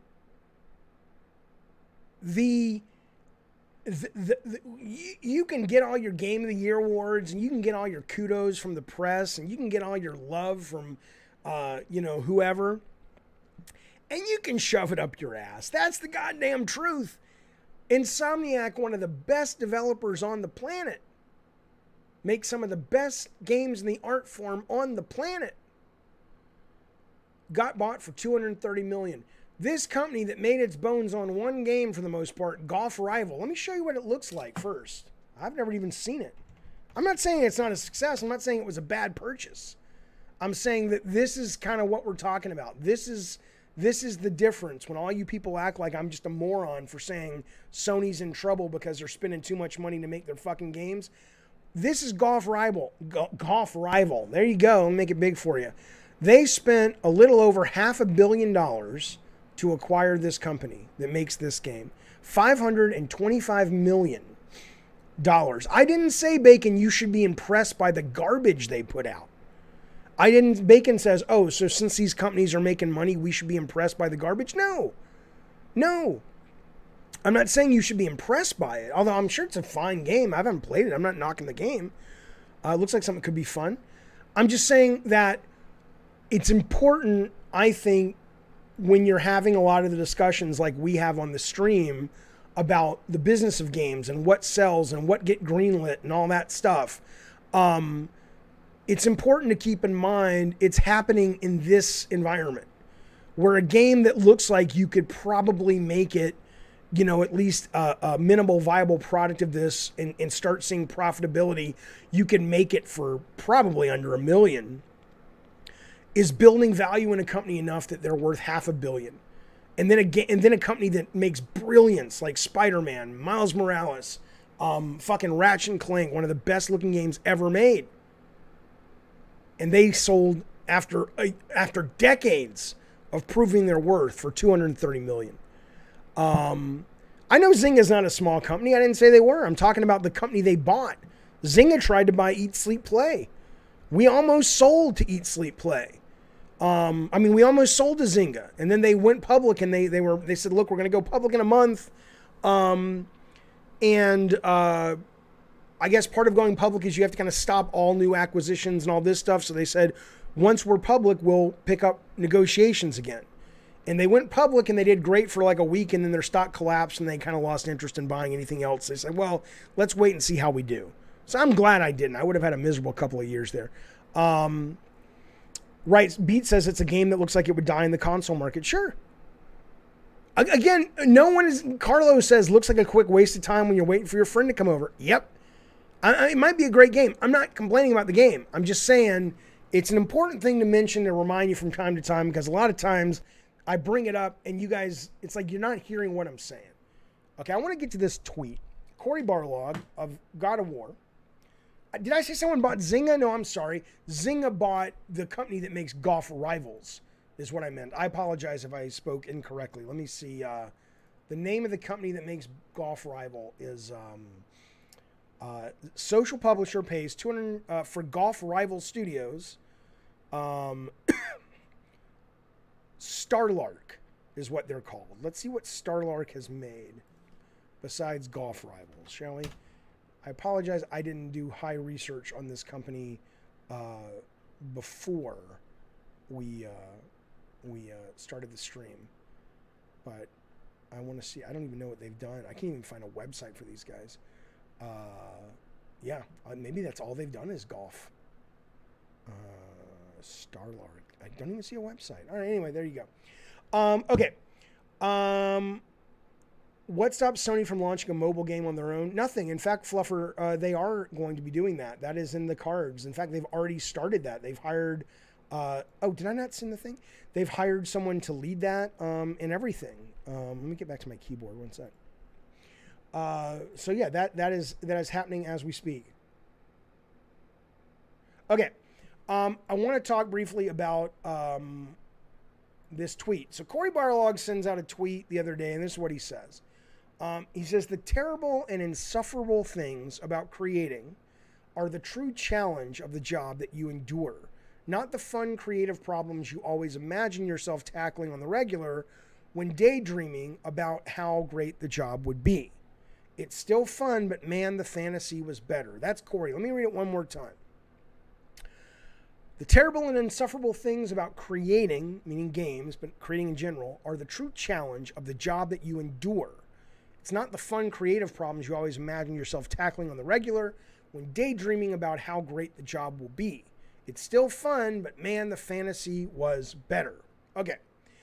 So there's a guy named Tija, I don't know how to say his name, but he in the chat, and I tweeted out, it's brilliant insight. I retweeted Cory's tweet. I said, this is brilliant insight, which is why I always tell people not yet in the business, I autocorrect, not yet in the business to make their own games first and make sure they enjoy the process. I stopped enjoying it, so I stopped doing it. Best decision ever. So this guy, Tija, whatever, hits me up on Twitter. I remembered your videos the first time I saw Cory tweet.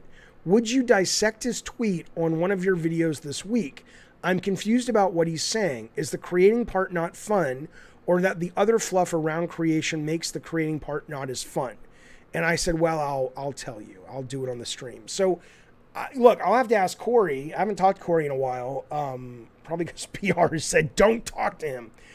But regardless, my read on Cory's tweet is what he's basically saying is there is when you daydream about being a game director or a movie director or a writer, there is kind of the, kind of like what we were talking about earlier. There is the writer's life, the artist's life, right? It gets romanticized. You see it in behind. And this, look, man, I took it down because I thought it just wasn't my place to say it.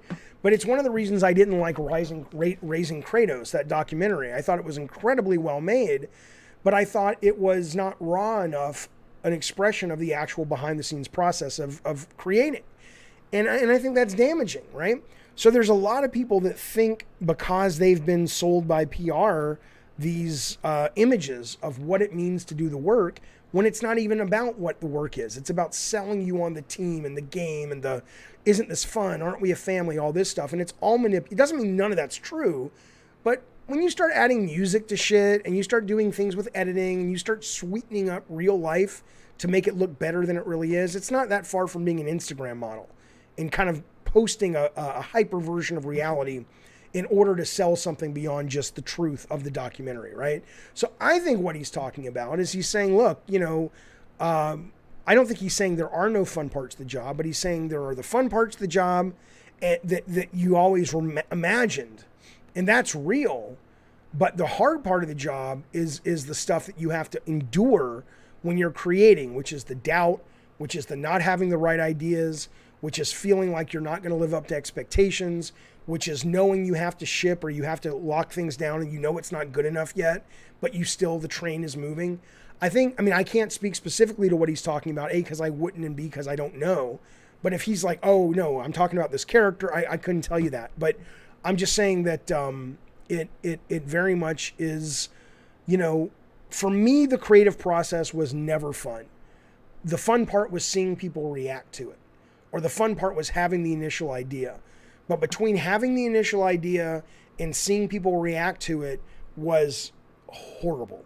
It was stressful. It was hard. It was difficult. It's not for me anymore. I work really hard doing the stream and doing videos and stuff, but I genuinely enjoy 95% of it. Like, I love the work, and that's different for me. So I can't speak specifically if Corey's talking about what percentage he's dealing with. It's like 80% I love, but man, that 20%, or if he's saying no, most of it's really fucking hard. I don't know what he's saying. Man, Raising Kratos was awesome, says Beats. It was a great it was a great movie. It was an absolutely disingenuous documentary. But it was an absolute it was an absolute genuinely entertaining piece of work, though. But that piece of work was not there to give you genuineness. That's not what it was. Last week, says Neo Hagen, Forward Works officially joined Sony Music, leaving the SIE division.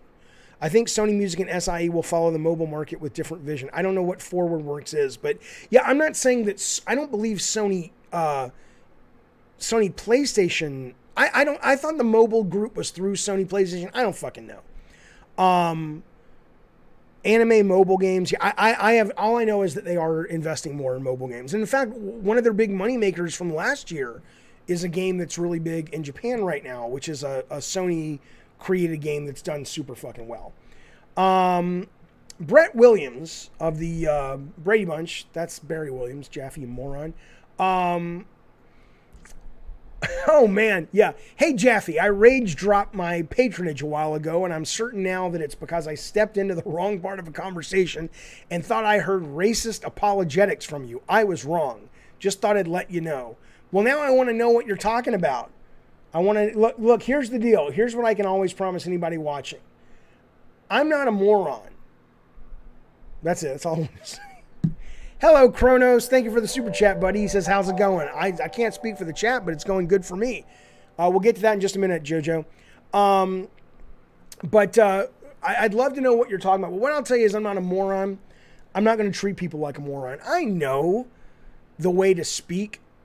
I know, like for example, I did a sarcastic tweet last night to the director of Doctor Strange about how COVID's a hoax. It was clearly sarcastic, but I knew some people would believe it.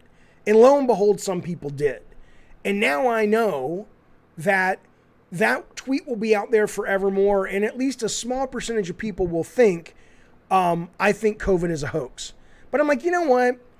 If you're not willing to, and I don't mean you, Brett, but I'm just saying that if a person's not willing, you know, to assume that, you know, you got to listen a little bit more, or you gotta be, don't fire off the gun so quick, you know, then I'm okay losing. I don't mean you, but I'm okay losing that individual from our fan base, because otherwise what I have to do is false. I have to talk to people like they're morons, man. I have to just be like, okay, I know, you know, I just don't want to do it. I don't want to do that. I mean, they make a guttural sound that could be I don't know what that means. Okay. Forward Works is one of the studios Sony uses to do mobile games. Oh, okay. Gotcha. Now they're part of Sony Music. Okay. No, see, we don't, Brian East. Brian East says we need a universal sarcasm font that everyone can properly identify as sarcasm. Let me just show you, for my own shits and giggles, let me show you what I tweeted. Okay? If you can't tell, we're going to get back to games, I promise. I promise. If you can't tell this is sarcastic, I can't help you. There's nothing I can do. So last night, Scott Dickerson, who is the director of Sinister, which is phenomenal, and Doctor Strange, which is phenomenal, he posts this. He has a picture of COVID vaccinated lungs. So you have COVID, you've been vaccinated, and COVID in your lungs are not vaccinated. And obviously the one in COVID is horrible. The one unvaccinated is horrible, right? And I responded, COVID equals a hoax. I've seen inside the human body before, and there's blood and guts and a heart and everything. Doctor Strange was good, but I'm sorry. This guy is a damn clown. He doesn't even get he's posting fake pics. That's not a real body. It looks like an old black and white TV being turned off. Okay? And if you can't see what's happening, he posted x-rays. Right? And I'm like, anybody would know that I know these are x-rays. Anybody would know that I'm not accusing this guy of not knowing that this is not a real picture of the human body, but it's an x-ray of the inside of a body. You would have to be a fucking moron. And a lot of people did get that I was joking. But people literally, there were people that literally thought, I thought this was a TV. They're like, dude, that's an x-ray. COVID's not a hoax. I'm like, I know. Do you really think I think this is a television set, you fucking moron? You've given me shit for sarcasm, says Spike on Twitter before. We all walk in the shadow of such things. You goddamn right. Oh, people believe everything. That's right.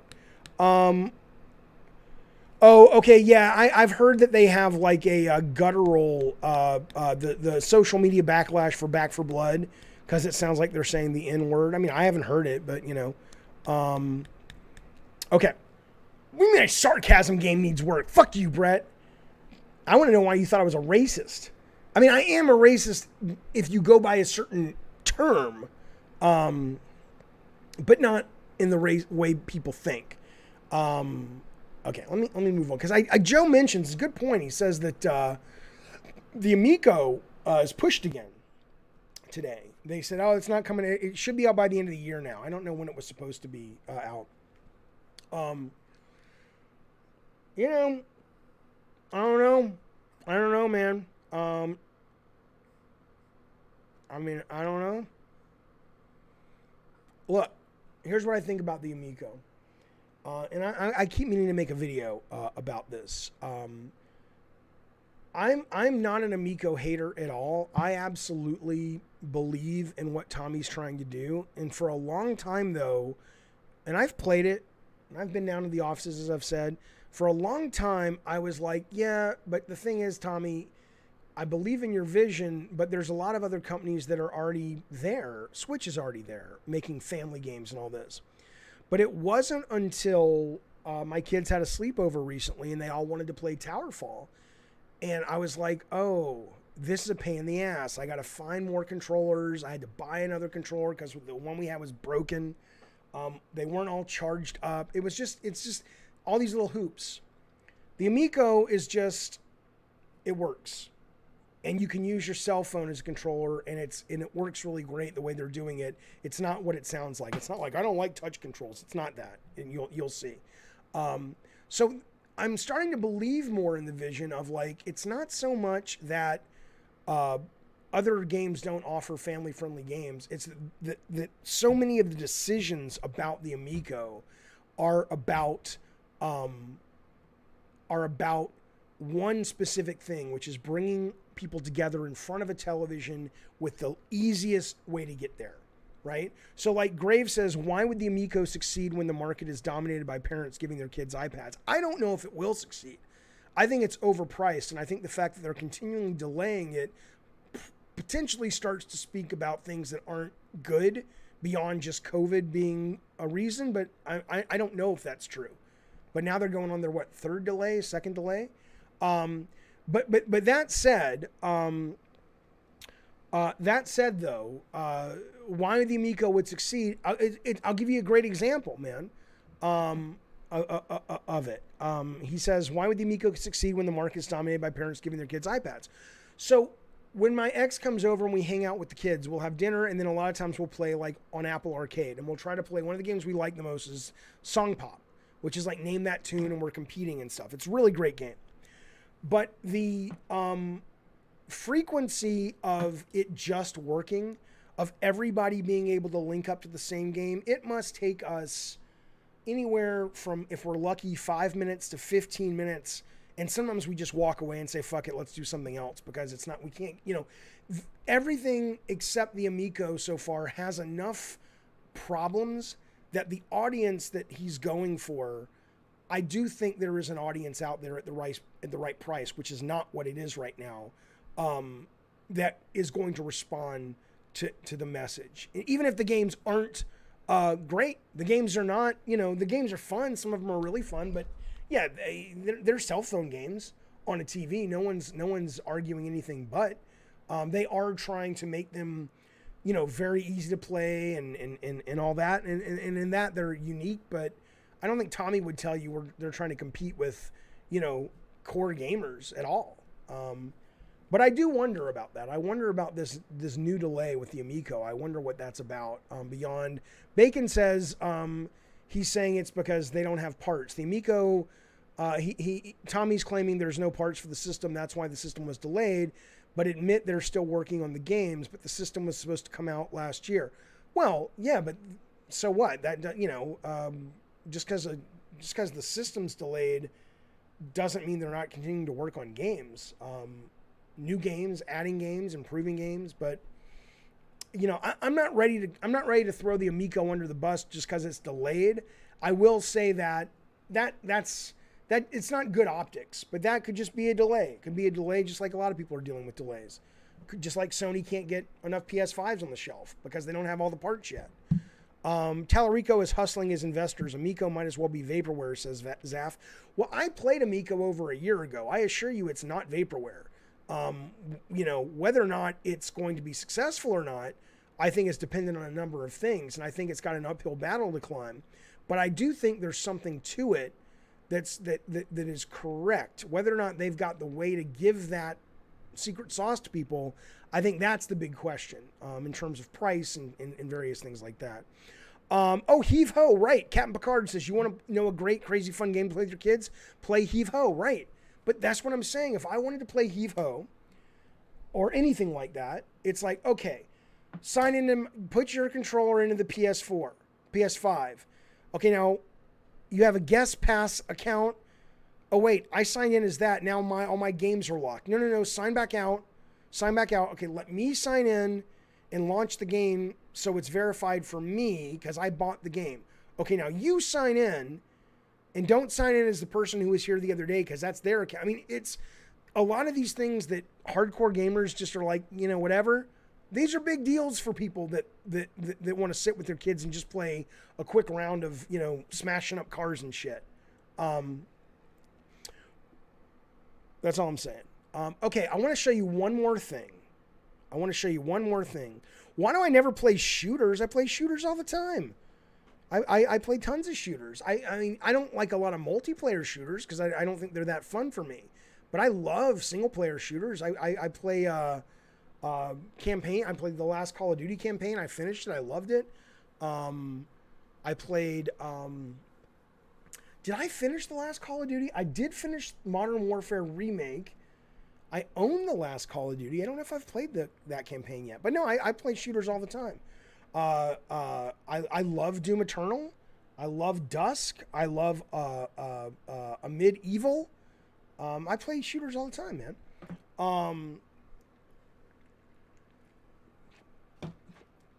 The different Zaf says the Atari VCS has similar delays and a terrible launch. No one is talking about it now or cares.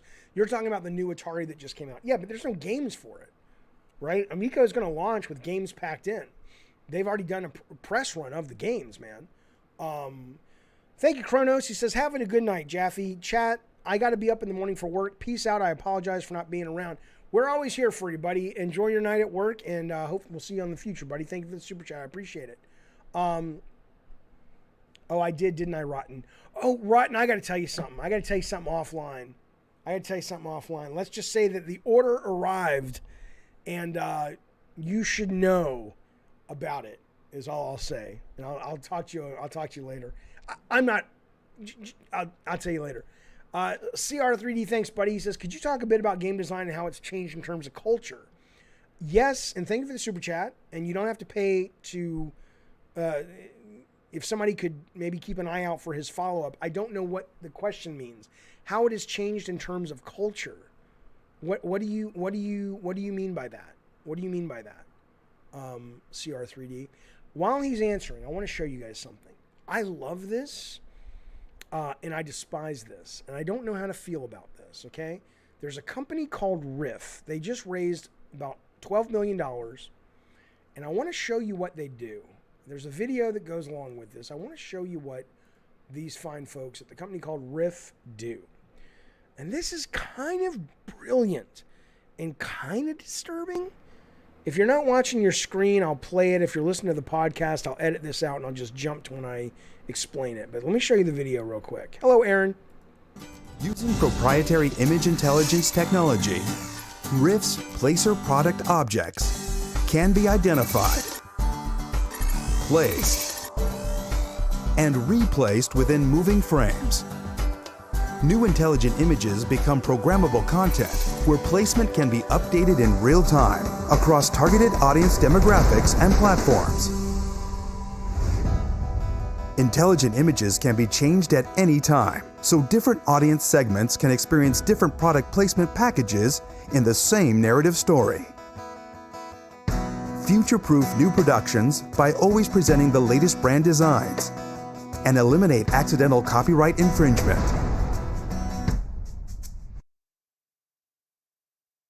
See what this is? This is pretty fucking amazing, actually.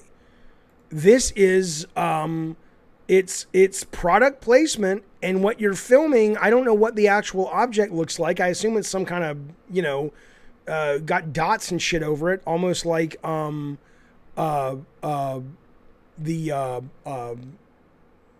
object that's the shape of a bottle. This is not product. This is individual targeted product placement. Okay, think about it. And I don't have a problem with it, but it seems disturbing. What do you mean you're not impressed? What? No. Let me explain this. Maybe I'm not explaining it to you very well. Let me explain this to you. If you're looking at your screen, it's a guy sitting, or you're not looking at your screen, there's a guy sitting on a couch, and sitting in front of the couch is a table that has Wheat Thins and a bottle of Pepsi on it, okay? That Pepsi bottle and that Wheat Thin bottle is not real. The Pepsi bottle and the Wheat Thins box is a real box, but they have dots on them that they're able to map the texture and art of the actual brand, right? So if, for example, in Alabama, they know that, and let's say this is for a sitcom, and they know in Alabama, the Coke company knows that, what do they have? I'm trying to think what Coke owns. That Sprite sells better than Diet Coke. Or your family, because you've opted in for Ralph's or the grocery store you shop at, your family buys Mountain Dew more than Pepsi. Pepsi's paid for the product. But they go, the family watching this show because they're on a smart TV and they've opted in for all the shit they didn't know they were opting in for in the terms of service when they got the grocery app that lets them get discounts on their groceries from the Kroger or whatever. That family that drinks Mountain Dew, that'll be a Mountain Dew bottle. Okay, but if you drink Mellow Yellow, well, it's different because it's a different company would have paid for it. But if you drink Coke or Pepsi, whatever makes Mountain Dew, that'll be that bottle. Okay, it's basically demographic and individual targeted based advertising, not the ads that they show, but the product placement. I think this is fascinating. I think this is cool. I think it's also incredibly, there's something disturbing about it. There's something that Kojima said that I want to talk about briefly. He tweeted this out, and I've always been a digital guy. And a lot of times the pushback on digital has been, well, I like to own my shit. I like to collect my shit. I don't care about that. I don't give a shit if if Netflix goes out of business tomorrow and I never get to watch season 3 of Stranger Things again. I'm down with that. I don't care.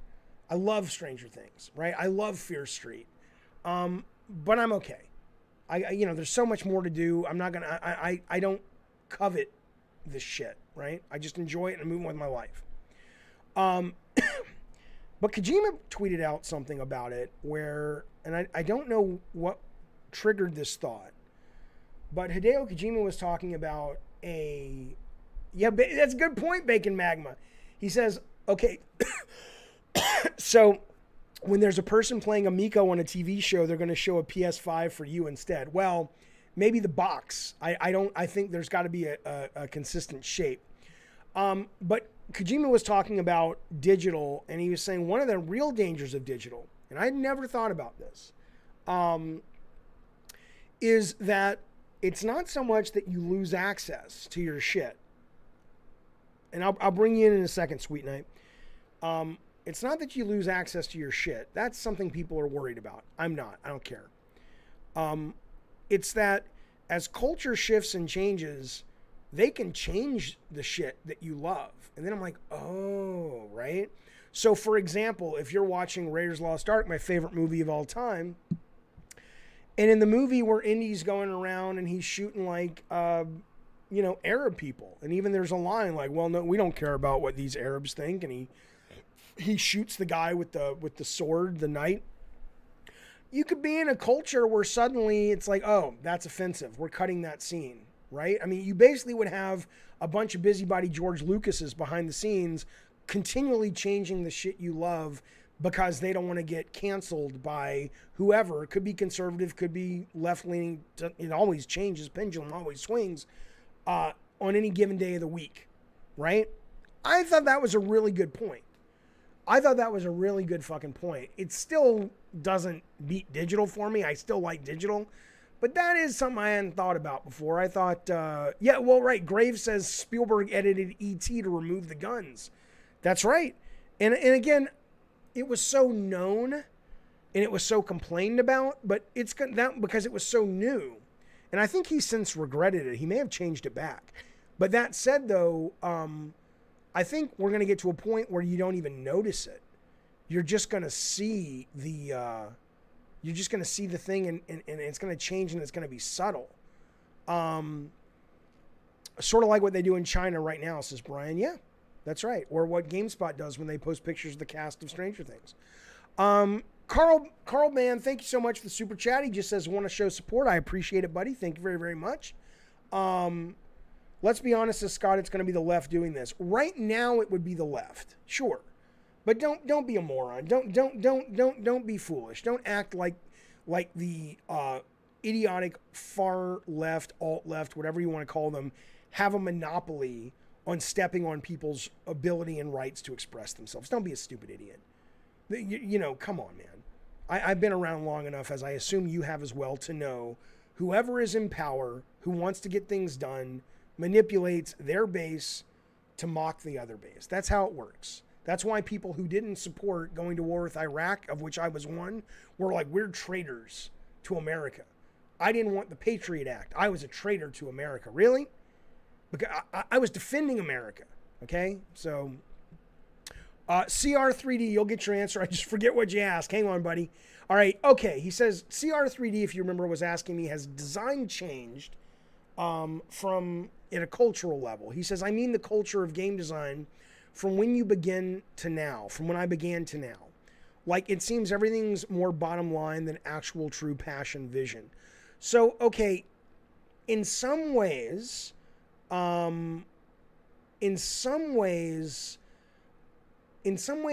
nothing is different, right? Because I think you have to be really careful to romanticize the good old days, in that it was still about making money, right? The difference was the expectation of how much they needed to make to be satisfied, because the audience was so much smaller and the cost was so much smaller. It looks, looking back, like everything was just driven by passion. In the same way that if you look back before the movie studios were owned by these giant corporations and it was just, the Mayer brothers or the Warner brothers running the studios, or it was, what was the guy's name? Thalberg running the creative of one of the studios. It's like, oh, they really loved movies. Well, sure, they loved movies, but they were still in it to make a shit ton of money. So it was different in that I could get a green light a lot easier, or it was different that, marketing just needed to know they could sell what was on the box, right? It wasn't about making sure that we checked a number of boxes before we got a green light. It wasn't about making, because the audience expectation was very different, and there was a more of a sense of, it was easier to know exactly what they wanted, and we could risk things that was outside of that because the cost wasn't as much. And in that, you could take more risks, but it wasn't because people were driven by passion. It was because the risks, if you took them, didn't really hurt that much, and you could make them up somewhere else easy, right? So that would be my answer to your question. So it's changed, but it's still, you would be wrong to assume it was some kind of altruistic thing back in the day. It was still driven by, hey, we got to make a lot of fucking money. I am going to bring in Sweet Night, if I can. Sweet Night, it's Jaffe. Are you there? What's up, buddy? Hey, Jaffe. What's going on? How you doing? I'm doing great. How are you, sir? I'm all right. So my question is, I was listening here to talk about the Amico and kind of thought of interesting kind of consoles, and I've wondered, what's your thoughts on the Playdate and their kind of season pass game rollout of 2 games a week for, I think, the whole year? I love the idea of, and if you don't know, I mean, the Playdate, I didn't pre-order a Playdate because it looked just kind of gimmicky, and it's kind of expensive for something gimmicky. But when I read about it more, and the way they are distributing software is really interesting, in that at least for season 1, you buy it, and included in that purchase price is every week you get 2 games, and some are bigger than others, and some are funny sports games, and some are story games. I mean, they're all over the place, but every week you pop your thing on and you got 2 free games. I think it's kind of cool. That becomes a much more interesting prospect as a product, because it stops feeling like it's a game system trying to compete with, a Switch, and starts feeling more like one of the things you're buying is just this quirky little fucking thing, and you never know what you're going to get. It's kind of like one of those chocolate of the month clubs. It's more like you're signing up for the novelty and the, like, the fun of the freshness is what becomes part of the product. And you don't think about it anymore as just individual games that, like, oh, I'm going to buy this game for my Playdate. I don't know how it's going to be going forward. Will those games go away forever, or then do you buy seasons individually? I don't know. But I do think, I think it's a lot more interesting than I thought it was. I still think it's way too expensive. I think it's like, what does a Playdate cost to pre-order? It's like $190 or something? Yeah, it's pretty crazy. Yeah, I think that's dumb. I mean, let's put it this way. I saw something yesterday. I think the Playdate, if the Playdate was priced at like $100 or $99, it would make a lot more sense. I saw something in Walmart, on the Walmart website yesterday, that literally are miniature television sets, and it comes with a remote control, and each TV set has clips from movies. So you can buy the Back to the Future television, and in it, it's just like scenes from Back to the Future, like real-time scenes with audio running at, 24 frames a second or whatever. And so, to me, the Playdate feels more like one of those things where it's like, oh, this is kind of a fun thing I got for $100, but they're charging way too much for it. But I do like the idea, absolutely. Do you think that the fact that they have like a community creator space to have the community create more games for it is probably the best idea to keep it as live as long as it can? I think that's fantastic. I mean, I think ultimately, even if the thing flops, there will be a hardcore base that, I mean, there's still people making games for the fucking Atari. And the way to make games for this thing apparently is really simple. Like the actual development, I think you can download it right now and you can do it in a browser. So you don't have to know code or anything. So I mean, you can know code and make more interesting stuff. But yeah, I think that's going to be really, really helpful as well. I'm excited for it. I didn't follow it as much, but I am more excited for it than I was. So I might be picking one up, but I don't want to pay $200 for this. Just like I'd like an Amico, but I ain't paying $240 for a fucking Amico. That's dumb. That may be what it costs, but it's fucking dumb. Do you think a bigger like reason why the price is so high is because they're essentially getting these almost celebrity designers to design games, or at least bigger names to design some of these games for them? I mean, that may be the reason the budgets are what they are, but I think if they're factoring that into the price point, the number of people who know who these designers are, I mean, most people don't know who Hideo Kojima is, and he's probably, you know, at this point, the most famous game designer in the world. They certainly don't know who the guy who made Papers, Please is, something Pope or something. So no, that might be adding that might be adding to the budget, but I don't think that's adding. I don't think they're thinking, oh, it's worth it because people know who. What's the guy's name? Thomas Pope or something, who made Oberdin and Papers, Please. I don't know. So, Yeah. All right, man. I appreciate the The call. only Thank you, buddy. famous one-bit artist. There you go. All right. Thanks. Thanks, man. All right, there goes Sweet Night. Fellas, there you go. That is Gabbing and Games for Saturday. I don't know what date it is. It's like the 6th or 7th or something. What is this month? It's the 7th of August. I'll probably be back tomorrow making, what's that thing called? Back for Blood with some members of the show. I did want to ask you guys a question. A couple things. If you are a God of War member, I'm going to do a lot of the bookkeeping or housekeeping, as they call it, at the back. And then I'll edit it later. But let me get to Jarvie. Jarvie, that's a lot of money, buddy. I appreciate that.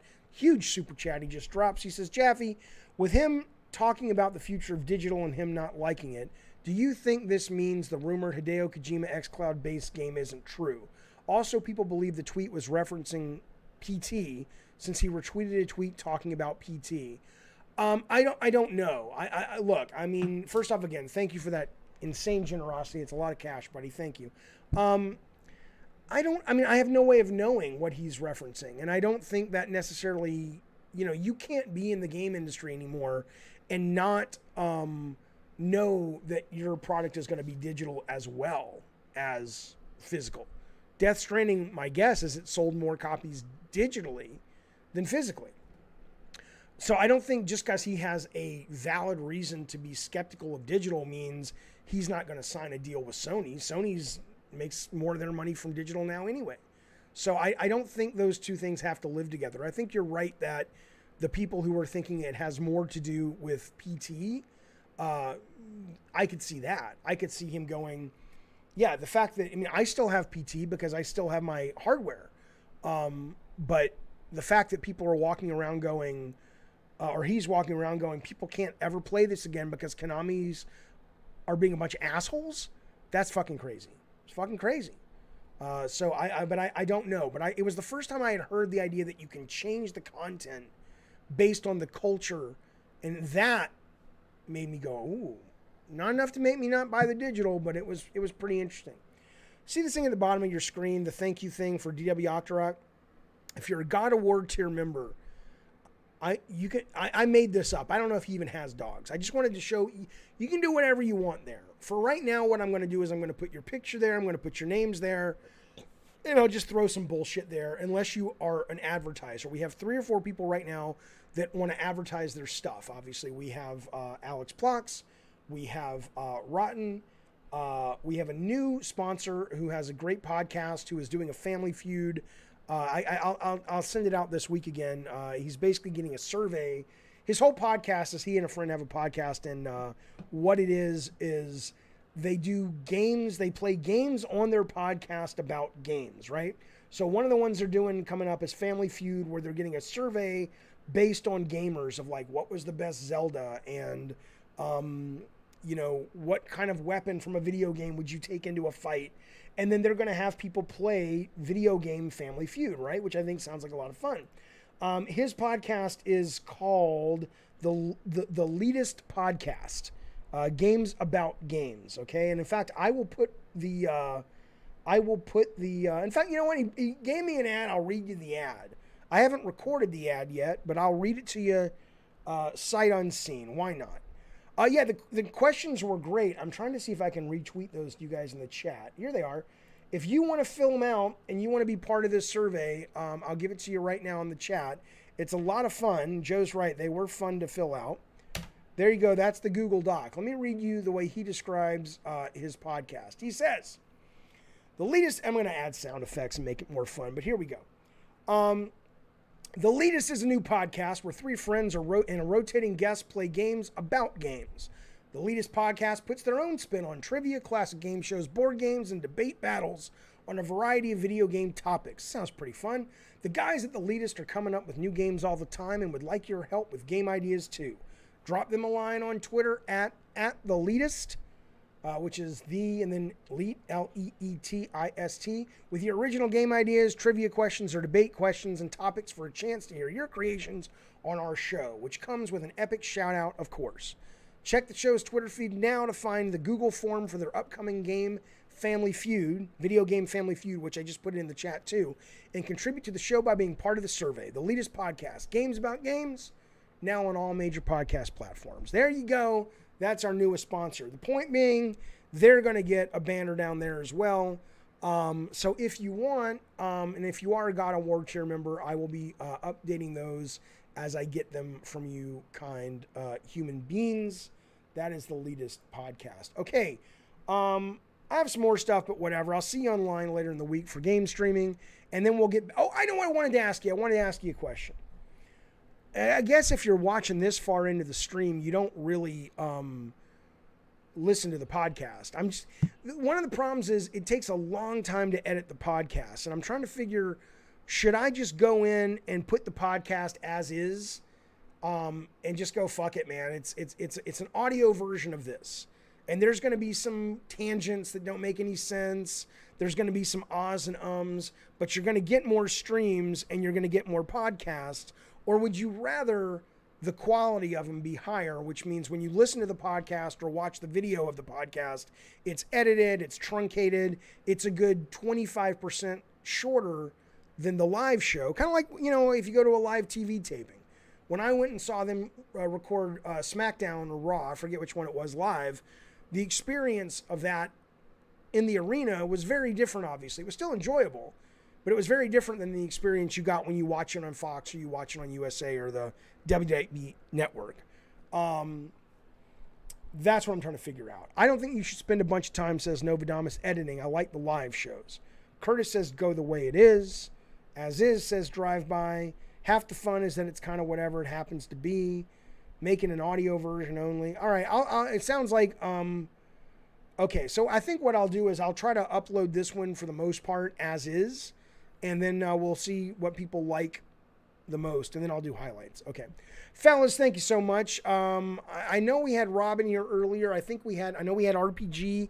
I might have seen Rathy in there, but all the mods, thank you guys as always. Remember, the God of War April gifts are coming to my home this week, so those will be going out soon. Yeah, so a lot of stuff's going on, but I apologize for my absence this week. A lot of work was happening on the stream. It wasn't like I'm just like, oh, I'm not streaming that much anymore. But there you go. All right, fellas, I'm out. I'll see you soon. Thank you guys for hanging out with me. Thanks for all the super chats. Thank you, mods. Be safe.